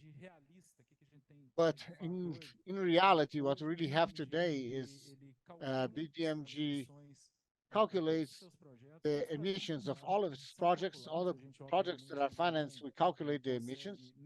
Of course, we can't, as of now, require or neutralize several of these levels, but everything that we do the math for every project and calculate the emissions for BDMG. And for most companies in Brazil, we're in the stage of preparing ourselves, of measuring things, calculating things to understand the impact, and then in a second moment, being able to compensate it. And of course, we are also trying the business. BDMG itself uh, is 3 or 4 years uh, of operation, and we can already measure our emissions and we can neutralize them. To be honest, we're neutralizing the first year, 2020, uh, because not only by purchasing carbon credits, but by planting trees. So we have this small example that we're trying to give to the society. But the big example that I think is going to be the turn of the key is when we're going to be able to neutralize the projects, all the portfolio of billions that we can measure today. And I think that's the line. We are designing this new line, which can be something important as well. I believe that anyway, there's a pathway that we're starting to go through. We know about state companies that have done so, and they're buying some carbon credits. It might be a form of engagement in the voluntary market because in the regulated market, it's still a guess to say when it's going to happen. So meanwhile, it's voluntary. We're still doing uh, with the company and to develop these new lines. And we mentioned these actions. Uh, we hired a company to calculate all of this, and then at the second moment we'll be able to work on it. And then, well, anything can happen. The regulated market may take some time to come into fruition, and then we can say, hey, we already measured our emissions. If you're able to neutralize it, we have better conditions in terms of interest and terms and so on. These are issues that we're discussing in WARS with our board of directors. And yeah, that's it. And we do our own calculations, we do our own inventory of GHGs for 3 years. And now in the next year, we want to define our goal to reduce these emissions. We're going to first work with the reduction and then work for eventual compensation. And what we're trying to do is, well, we calculate our carbon footprint. It depends on a lot of data uh, a lot of data like quantity of oil or refrigeration, so on. Doing this in-house is not so difficult. We're always more concerned about our supply chain. So we want to have our supply chain to be able to do it as well because our findings are really pleasant. I'd like you to invite you to do this uh, in your company. Since coffee is a perennial plant that lasts for even 30 years, we realize that we consume more carbon than we emit carbon because we have a scope 3 issue because we export via maritime transportation. So the logistics issue has some important emissions. That's where we need to work on. We already did the diagnosis. So I think starting with the diagnosis is the main thing. Companies need to start from some point. I'm going to do some free advertisement here because it was a very cheap solution that was from Minas Gerais company Plantar, and we were able to hire it. It was cheap for our company, and they really taught us, and were able to do it in house. Regarding the credit market itself, there's a line from the World Bank that was being collected by the Banco do Brasil, and they finance projects, especially in areas that uh, have reserves. So we've been in contact. We're still discussing this, but we have one stage that we plant 3 to 6 hectares of coffee, but we're going to preserve at least 23 hectares of native forests, and this will allow us to participate in this program. So how does it work? And then the DMG can even consider it. They pay for the whole project, and we are linked them for a period of time. It's 30 years. It's a long period, so it would be wonder revenue that will allow us to improve our security because we're working in the forest. We need to ensure that no bad guys come in and people who work for the cattle industry to uh, set the straw afire, and so we're fighting against these fires for a long time. It would be a wonderful source of financing, but we need to be committed to be in that land for 30 years. And I'm going to ask for Clara and João here, and when we take advantage of the government whenever we can. But one of the issues with agro that could incentive people to join sustainability projects would be have accelerated environmental licenses. And I'm not saying no compliance with some rules. Uh, in this 7,000 hectares, I don't know if I'm going to get water there. I've been trying for 1 year. If I can get water in that area, we're no longer going to explore that area to plant coffee. And we're talking about dams and methodologies that are good and are sustainable. But if we can't get any water, that's not longer going to be a region where we can plant coffee, and then we're going to have to sell that land because it makes no sense. Uh, we can't implement our projects, and then there's 400 job positions that will no longer be there. All the social issue in the region. So I believe that one of the things that could really be attractive is to have easier licenses. So we need regulatory stability in the country. We need uh, uh, acceleration in these grants so that we'll be able to implement these projects. Because our main doubt about this project is if we don't find any water in that region, how can we commit to 30 years in this land? And so here's yeah, that's what I wanted to say. Simple things. Sometimes people are not expecting even money; they're expecting just some regulatory stabilities, some tranquility, so that they know that they can invest, and they will their return over investment will take a long time, but it will come. So we have these opportunities. If you are working with preservation in your company, Banco do Brasil today already has this project. You have zero cost, and you need to be committed to preserve and maintain that area for a long period. If you're in the agribusiness sector, you have this project. It's no, it's a free market project. I think it's important to say that about these long terms. You talked about 30 years. The DMG is was founded 60 years ago. So historically, the credit lines they vary for a maximum 8, but recently we know we were able to get certification for a very important grant from NVB from China, and we have a duration of 25 years. So this is unheard of in the state of Minas Gerais. We're talking about 1 billion reais. It's a strong figure, and with, uh, to be paid in up to 4 years. And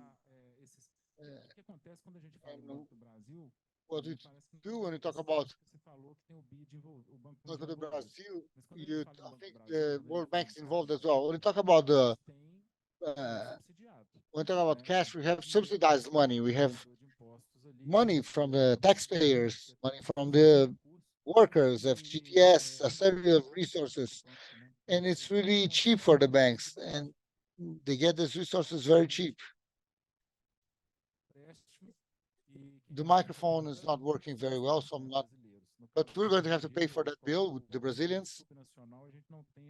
Uh, we have the national countries, and we really are going to do this. It's cheaper than any other.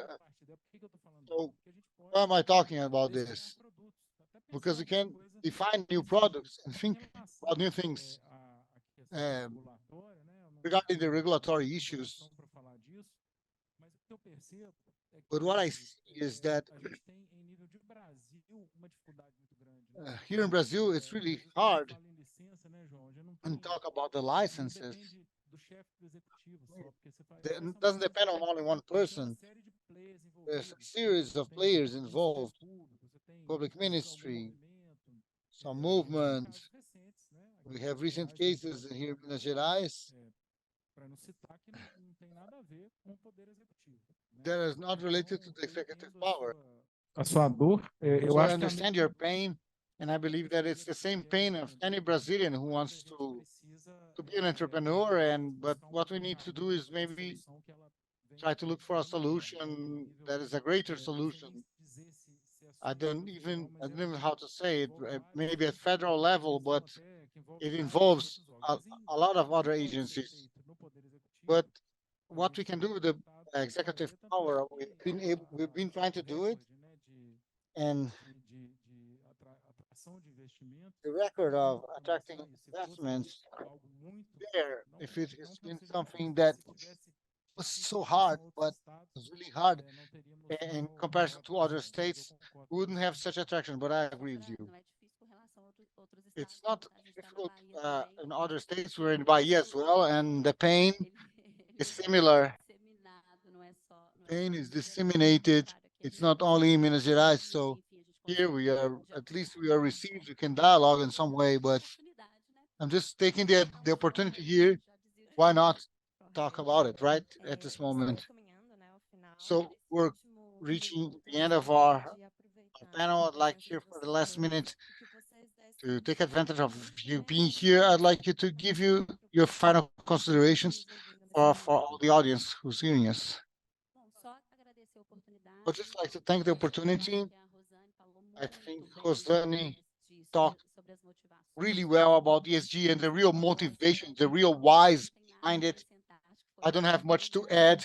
I think it was a brilliant speech. And I'd like to say as well that I came from the legal department, from compliance, and I'm an extremely pragmatic person and ended up working with ESG because I'm close to the CFOs.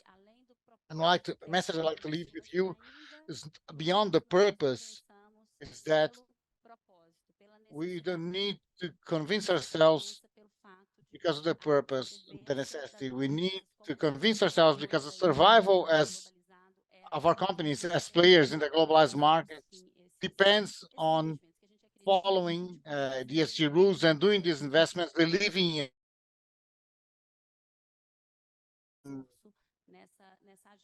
use some of our energy and our power with this agenda because it's here to stay. It's a reality, whether you like it or not.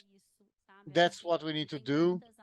And there's a lot of simple actions at low cost that we can do, even inside our own companies, starting by how we treat our employees by complying with the laws, environmental laws.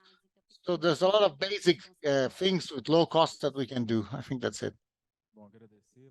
So I'd like to thank the invitation to be here with all of this qualified people and be able to exchange knowledge here, reinforce the position of BDMG, which is recognized at a national and international level. As a bank that is uh, connected to good practices on ESG. And Jose said about EFRS, I think it's important to keep that in mind. BDMG is already starting to adapt its practices. We are already in practice having daily meetings to to really develop and implement all of this.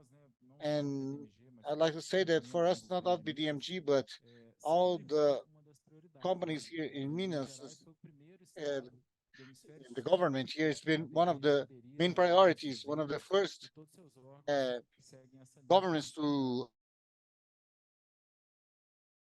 zero. So thank you very much. So it was real uh, fast. People collaborated here. I'd like to say that all of the questions that we eventually couldn't answer here, we usually we will record some podcasts or we will bring some of the speakers here to please feel welcome to join us in our podcast or in the future to answer some of these questions. Okay. Thanks everyone. That's it. Thank you. Sabrina, eu te interrompi, desculpa, por Sabrina, I favor. interrupted you. I'm sorry. No, I was just wanted to say thanks for all of you for being here. It's really important for us to have this meeting to talk about the subject. It's really relevant, and we have more and more regulations, and more the regulatory agencies are seeking this, and that's the way to go. So enjoy this opportunity to learn a little bit more, to embrace ESG, as Anton said. Uh, Embrace this with love, embrace ESG with intelligence and pragmatism. And I'd like to thank you all for being here. Thank you. Raquel, mais uma vez, muito Raquel, obrigado once again, thank you for being here in our event, pela oportunidade de conhecer for the pessoalmente. opportunity to Claré, meet you in muito prazer person. te ver. Clare, it's great to Muito see you obrigado again. Thank you pela for sua being here today. Thank you for all your, Obrigado pela uh, contribuição, querida. Sabrina, thank you for E hosting this o panel. Estado And mencionado várias vezes, né? the Nós state somos has been Estado mentioned do here. Estado de Minas Gerais, I'm not do talking only Brasil, about the state aqui of no Minas nosso Gerais, estado. but Quando a gente pensou na pauta para hoje, and when we were thinking about what a we were going to gente discuss here today, sacou the que subject matter at essa hand, jornada we de longo realized prazo that ela não vai this ser long-term vencida journey is not sozinha, going to empresa a be empresa, organização a done organização. alone, company by Esse company, movimento organization todo by tem organization. que This is ser a movement that we need everybody together. todo mundo tem que And everybody entender needs to understand os the whys, praquês, the hows, né, and the os what propósitos force and the e as purposes questões regulatórias and the regulatory issues that desses órgãos apenas at the end of the dificultar day, como é que vai ser essa they jornada. are going only to discipline our A journey. regulamentação The regulation ela é fundamental nesse processo. is essential A in this gente às vezes tem process. uma Sometimes postura we have a cética behavior como of being empresários, né? skeptical Quando a gente fala de as regulamentação, a gente entrepreneurs. tem um olhar When we assim talk meio about regulation, regulamentar coisa chata, isso dá uh, muito trabalho. we're A always going to think, oh, that's regulamentação, going to be a lot of por work. exemplo, But regulation is para o essential. mercado de crédito For example, internacional, for the sem carbon credit regulamentação market, global, without não global regulation, vai andar.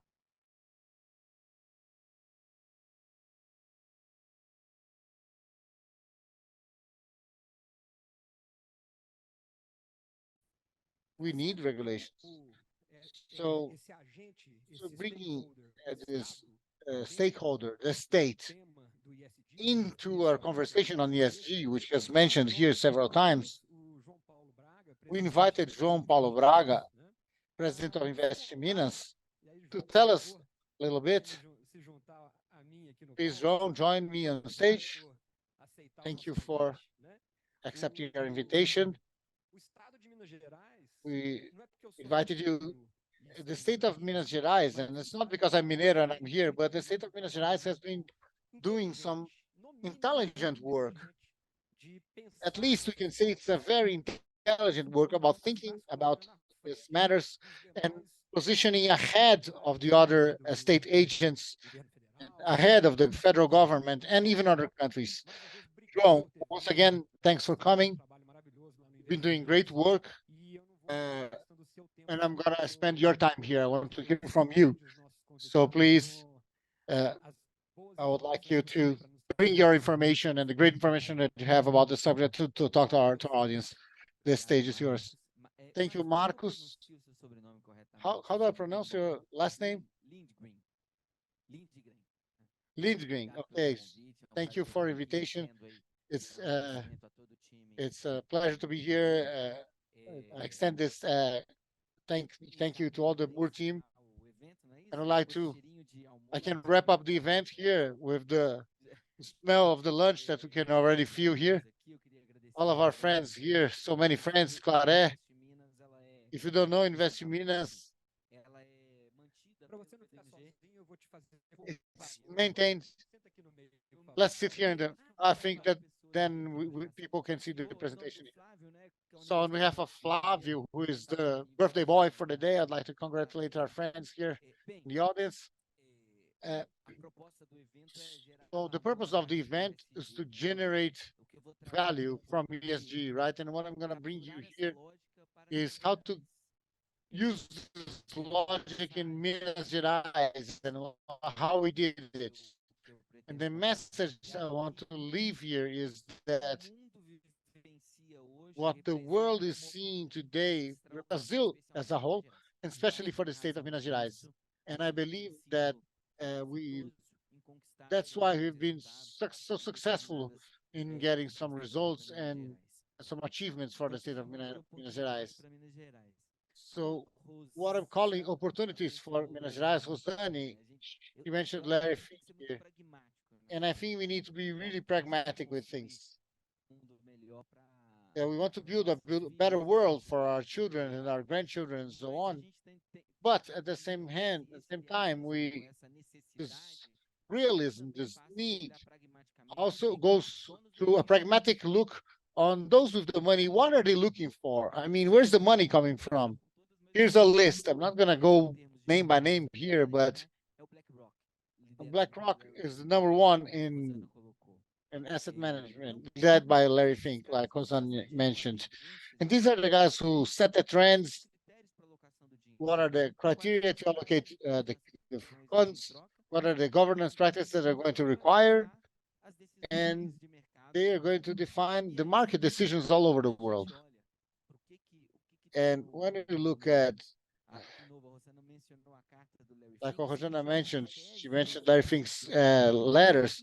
If you look at the thesis of these funds, I got just three here just to give you an example. All of them mention in the heart of their investment thesis, ESG thesis. Either with climate or with the issue of BlackRock is the need that companies that BlackRock invests need to have in their strategy a business model that is articulated with the need to reduce the world temperature by 2 degrees Celsius, and also companies that want to have financing need to demonstrate in their business plans. In the same way, issues related to diversity as well. Also, the fund requires companies to open their, and they have in their bodies, in their employees, their diversities is not only because they think it's beautiful, but it's because those who finance the world want to see it. We don't need to reinvent the wheel. I always talk with my team and say, follow the money. And here, if the these are the theses that those who own the money are sharing. So this materializes in the forecast for investments. This is a chart from last year that I've been there at an event uh, such as Invest Minas, and I'm going to talk about Invest Minas in a little. But if you look at this, the main investment flow until 2025 is renewable energies. This is the main driver of investments and where the investments are going for the next few years. And when we look at the role of Brazil and the role that we can play in this scenario, we are protagonists.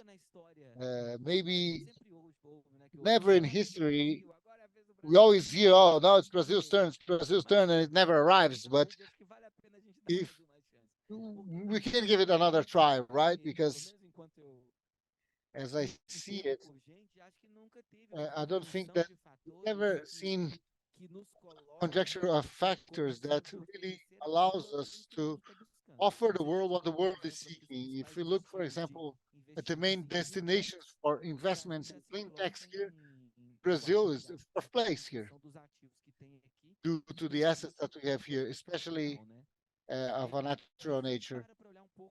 And then if we start to look to other factors in this context as well that are opportunities for our country, let's start to look what's going on in the United States with the Inflation Reduction Act. This is a law that has been of President Biden to increase the competitiveness of the United States industry, especially to fight the Chinese threat. And they're doing this with resources from funding or tax reductions, a package of 370 billion reais, and most of it is going into production of clean energy with the purpose of from this clean energy with low carbon emission, you'll be able to make the American industry more competitive and then be able to fight the Chinese industry. And how does this affect us? This first affects us in a negative way because there's a lot of money for those who want to invest in the United States. But on the other hand, there are several limitations for a company that is doing these investments to be able to use this benefit as provided by the American government. One of them is access to raw materials. For a company to be qualified for the Inflation Reduction Act, they cannot buy raw materials from China or from other countries that are not aligned with the United States. So if you think about it, it seems far, but it's intimately connected to us. Let's think about solar panel industry, which is in the heart of the decarbonization strategy all over the world. The United States needs to multiply about almost 20 times their solar power generation capacity in the next 6 or 7 years. The polysilicon chain, the silicon that comes from quartz, which becomes polysilicon, becomes the wafers, which become the solar panels. Although there's someone from HIMA here, right? Although Minas has an important role in this chain to sell silicon and the silicon ore, uh, polysilicon, they can do it in China. And how is the solar industry in the United States going to develop in a logic that they depend on China? If they're going to restrict access to raw materials to come from China. And if we have the basic raw materials, which is the silicon, quartz, and so on, we have great opportunities here on our table to be able to join the supply chain to supply directly to the United States and Europe as well. So China is flooding the world with solar panels, and there are some articles recently that even the toy industry started producing solar panels, so the price is low. So depending on the reaction of the world, my doubt is, will these importation fees hold up for long? Because you're making the whole chain more expensive for the whole industry. But if this remains, then we need to create some alternative supplies to China. This applies to lithium and other critical minerals as well. Europe, as of 2028, we're gonna have the border adjustment mechanism enforced because they're hardening the rules for carbon emission. If eventually any country that's going to export to Europe doesn't have the same rules, we can create a competitive advantage because reducing carbon emissions costs money. The price goes into the product. So Europe says that as of 2028, we're going to have this border adjustment, which is going to adjust the price at the borders depending on the carbon. And how does this affect us? Our energy matrix allows us to produce at low cost with low carbon footprint, which in other countries they're going to have to pay some money to reduce the carbon emitted. Here, only to do is connect to the network because our network is 90% renewable energies. China, dependency on China, already talked about it, and here is a forecast that the world needs to invest 3.2 trillion per year to achieve the carbon goals until 2050. And Brazil, according to BCG studies, can attract approximately 3 trillion in terms of investments until 2050 and become carbon positive. So the scenario that is designed has been designed in the world for the world is the scenario. And if you look now at what's going on in Minas and what we've seen here to see the group flourish, and first, we are proud to say that Minas has attracted many investments since our governor Zema assumed in 2019. There have been from 280 billion investments from 29 to 2023, more than 100 billion investments, 658 projects, 130 billion are related to decarbonization. And I say that the reality is that it's difficult for a project to arrive here at us with a component that uh, thinks about decarbonization, either improving the efficiency of an equipment or changing the energy source for solar power. This is in the heart of all the projects here. But within these projects, at least 120 were related to decarbonization. You can see here that we have solar industry, biofuels, lithium of 380, 120 are related to decarbonization. And a little bit of the figures that show the success that we've been seeing. This number of investment is more than 5 times the historic average. Historic average starts in 98, so we consider 98 to 2019 and look at the average of this year and compare with the average from 2019 forward, we're attracting 5 times more investment. So we are going to generate 1 million job positions since 2019. We have 21 million people, so we're creating 1 million new job positions. It's very significant. Our agribusiness has grown by 63%. The GDP in Minas Gerais grew 5.7%. In 2019, it represented 8.8% of the GDP of Brazil. We're now 9.5, so the relevance of the state to the Brazilian economy has increased. And then what we have to offer is what the world is looking for right now. The the differential that Minas and Brazil has is sustainability. These are competitive differential. Raquel mentioned agribusiness, coffee, and so on. Brazil preserves 50% of its land. The forest code said that every property requires at least 20% of legal reserves. And and our agribusiness is being beaten. We have the more sustainable, more productive agribusiness in the world. We have 200 million people and we produce food for 1.2 billion people. We need to incorporate that in our speech. One time, the president of Apex was talking bad about our agribusiness, and what meaning is what's the meaning behind that? It's food security for the world with sustainability. It's no use having no carbon if we don't have no food for people to eat. And here we are conciliating both things. The strategic minerals that have been mentioned here. In May, we launched in Nasdaq the lithium valley here. But Minas, that's not only lithium. We have rare lands in the south of the state. We have manganese. We have graphite. All the minerals of critical minerals and clean energy and renewable energy.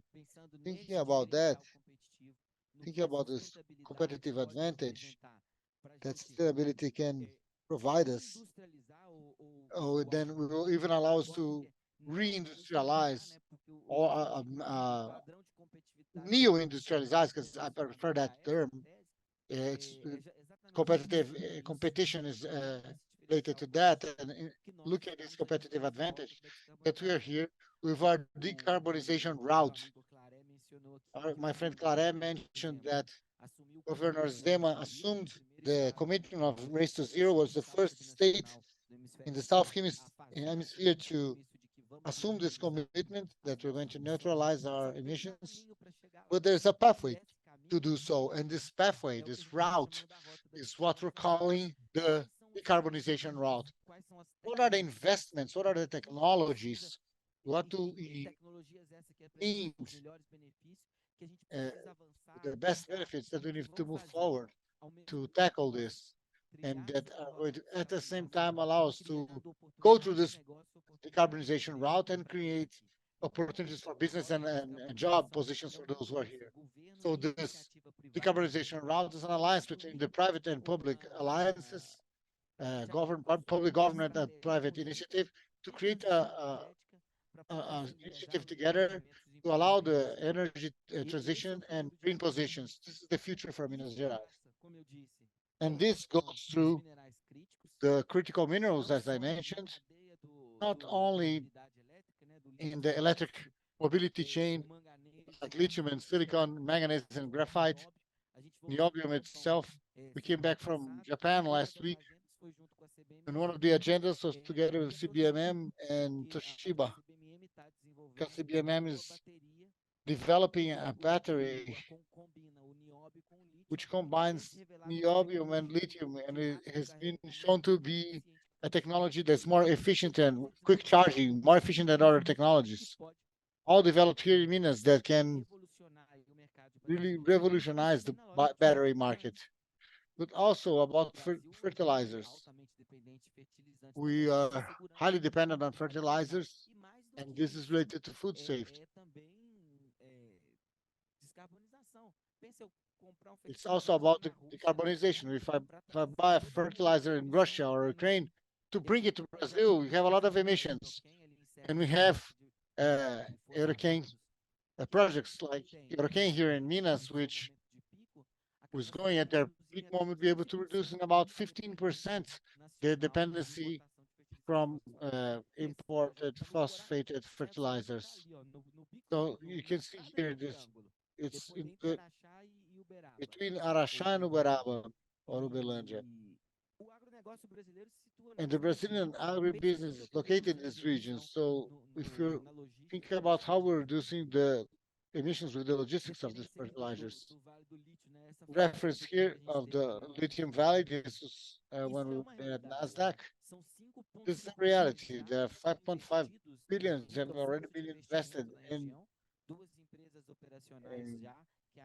two companies in the region, with two companies, Sigma and CBL. And the coolest thing that mentions that signals what's coming in the future is this chart in the lower part of your screen. But 977 is the number of mining processes registered in the lithium veils in May 2023, and from May until October, we basically doubled the number of mining processes that are active in the National Mining Agency to explore lithium in Vale do Jequitinhonha. So we forecast investment of 30 billion reais for lithium in the region.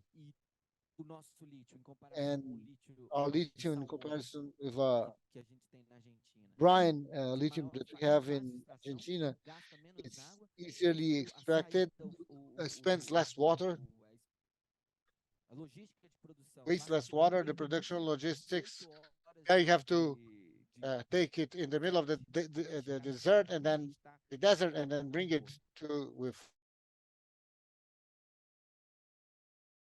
Now the world is already looking at us like this. Yeah, I'm really happy to share this. We participated as an investment as in the World Investment Forum, which is organized by UN, and they awarded investment promotion agencies that are excellent and promote energy transition. There was 50 agencies, and Investiminas was awarded by their role with solar power. 2018, we had approximately 1 ton of solar capacity installed. Now you have 7. So we have half Itaipu being generated from solar panels, from photovoltaic solar panels, and this growth in 4 years at a very quick pace. So that's why we were awarded by the UN. Among 50 agencies, 3 were awarded: Invest in Minas, one subnational from India, and Invest Korea, which they place as a reference. And in addition, I think I already mentioned everything. The state of the potential of our ethanol, we cannot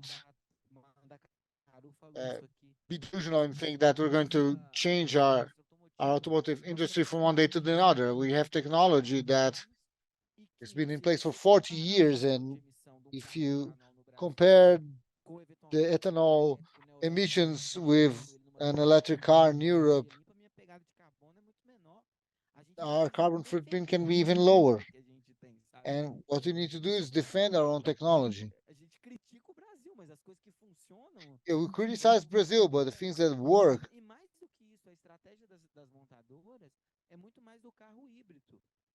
And more than the strategy for the producers is the hybrid cars. We still have the batteries and so on, but we combine that with our own technology that is very successful. And green hydrogen, and then many states like Ceará and Chile, the country of Chile, are looking at the potential of exporting hydrogen. Here we can produce hydrogen and use it in our basic industry for cement, for mining and metalworking and so on. Because then we're going to export smaller carbon footprint, which is already going on with our siderurgy. Uh, they're looking at silicon because we're looking at vegetable carbon to do this reduction, and the mineral. So it's a good advantage that a good competitive advantage that we have here. So this is what we believe in. I think that we are here at a forum with CFOs and so on We need to be bold. We need to model these projects. We need to create robust business plans and sell Minas Gerais to the world. And I think we have a great potential with the assets that we have here, and we have very poor capacity for articulation and creating new good business plans. I think this environment needs to bring this message of advancing with the state of Minas Gerais. Let's create a hydrogen hub for mining, either in Jequitinhonha or here in the Iron Quadrilateral, because there's money available to finance this projects in the world. And Invest in Minas is playing this role of the state of receiving the investors as a unique counter to avoid going through several agencies in the state. They can go to us and they can be instructed about the whole process, about the localization of the projects. We have public and private companies, and they can access it and find the best location for their enterprises. This market intelligence of looking at these opportunities and to improve the public policies, such as licensing, for example, is something that we've been doing together with this secretary. We try to speed it up, make it more agile. And last thing that I want to say is Agro has 21,000 hectares of degraded pastures that were abandoned. And it's a lot of potential either for reforestation or for the agribusiness itself. We can do irrigation in several regions of the state, which is a region that did not produce grains and will now start producing grains. So we have a lot of opportunities that depend on our intelligence of how to structure the good products and use these opportunities. Thank you.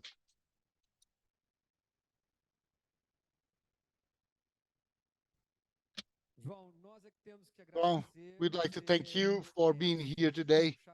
You wrapped up with the golden key.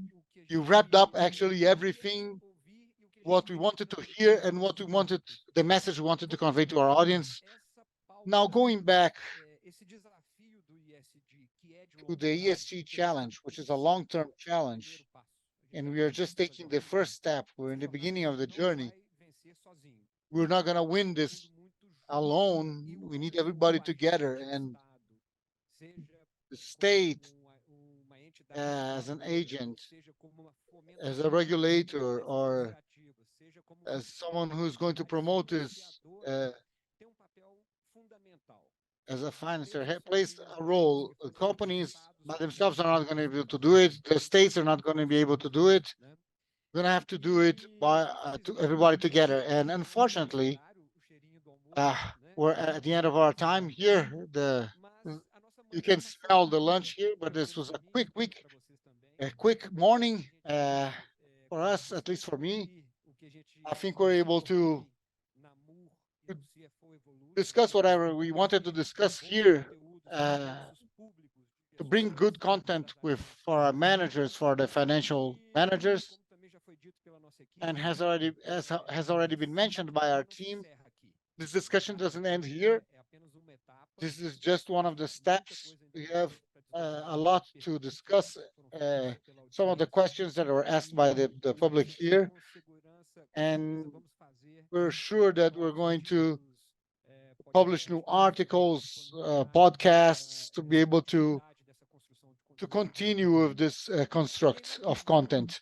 And so on behalf of Moore, I'd like to thank all of you for your attention, our sponsors as well, PSX, our panelists, and I hope that we can win this journey together. A big hug to all of you. Thank you.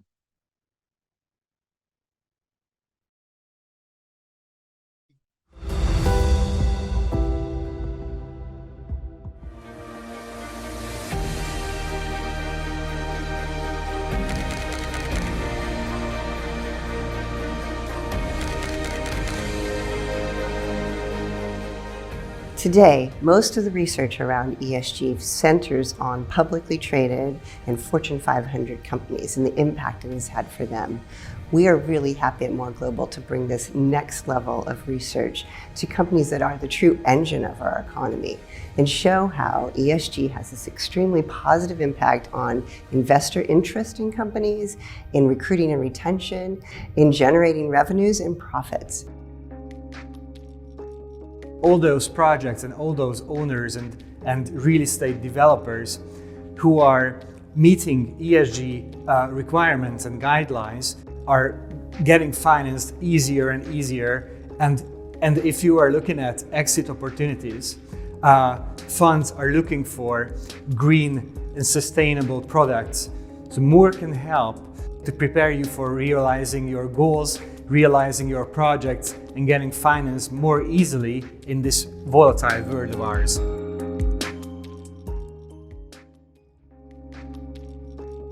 ESG is really important to the EMR sector.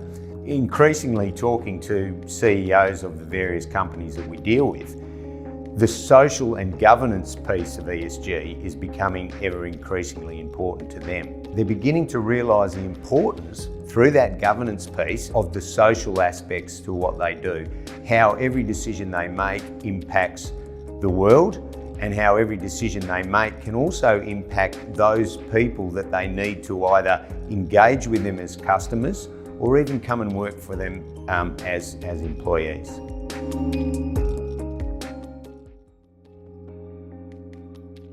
Financial services has come a long way in ESG. I think on the governance side, they're actually already strong because they're a regulated background. On the environmental side, they're really moving up the curve fast. And social is probably the one area they probably have to do a bit more work on and move beyond the marketing statement to it actually being part of their purpose.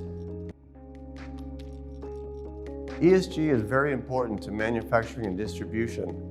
They're really in the forefront of a lot of the things that ESG stands for. The top 5 disruptors for M&D companies are very much influenced by ESG. Cost of capital, cost of product and availability of product, the war for talent, the customer experience. All of these things are very much influenced by ESG because ESG companies are going to have cheaper and easier access to capital. The top talent, they're going to want to work for environmentally and socially conscious companies. And the customer experience, well, consumers want to feel good about their choices.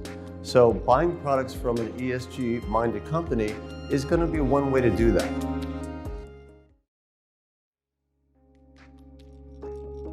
ESG in maritime is going to be very, very important. We are now at the stage where the maritime companies need to find a lot of money to rebuild their fleets because of the new regulations. And ESG is a very important criteria for banks and other stakeholders to make their investments. So without a robust ESG strategy, shipping companies will find it more difficult to find the necessary funds and finance required to renew their fleets in the near future. I think the great thing about the media industry is that they recognize the scale of the challenge. But that said, that doesn't mean they've actually got to grips with it. They have huge issues. I think the diversity issue particularly is pretty well known in the fact that they struggle with finding good female talent, good female directors, and the same with people of color. Equally, if you look at the whole environmental issue, they still move huge swathes of people all around the world. And I was struck recently by one of my clients who'd figured out how many, what their carbon footprint was on a job, and actually then went and planted 750 trees to balance that. I don't think that happens enough, and that's something that over time people are going to have to get to grips with. Real estate is multinational. We have many institutional investors that are involved in real estate, and their stakeholders really want to know that their underlying investments have the appropriate sort of governance structures, environmental impact. Landlords have environmental reporting requirements. It's important for them to be able to report back to their institutional investors around the impact that they're having on the environment. There are many private equity groups that are investors in real estate. Their investor groups are clearly looking at the representation that they see within those private equity groups. They're mindful of making sure that their ownership groups, their management teams are reflective of the society that they're operating in. When we see things changing, we usually are scared. But I think the legislative and framework environment that we're seeing coming from ESG is actually going to provide a lot of framework for businesses to understand more. And what it's going to do is it's actually going to increase their risk appetite. So when Moore can help their clients in ESG reporting, what we're doing is we're just teeing them up to be resilient and be able to adapt in this ever-changing world.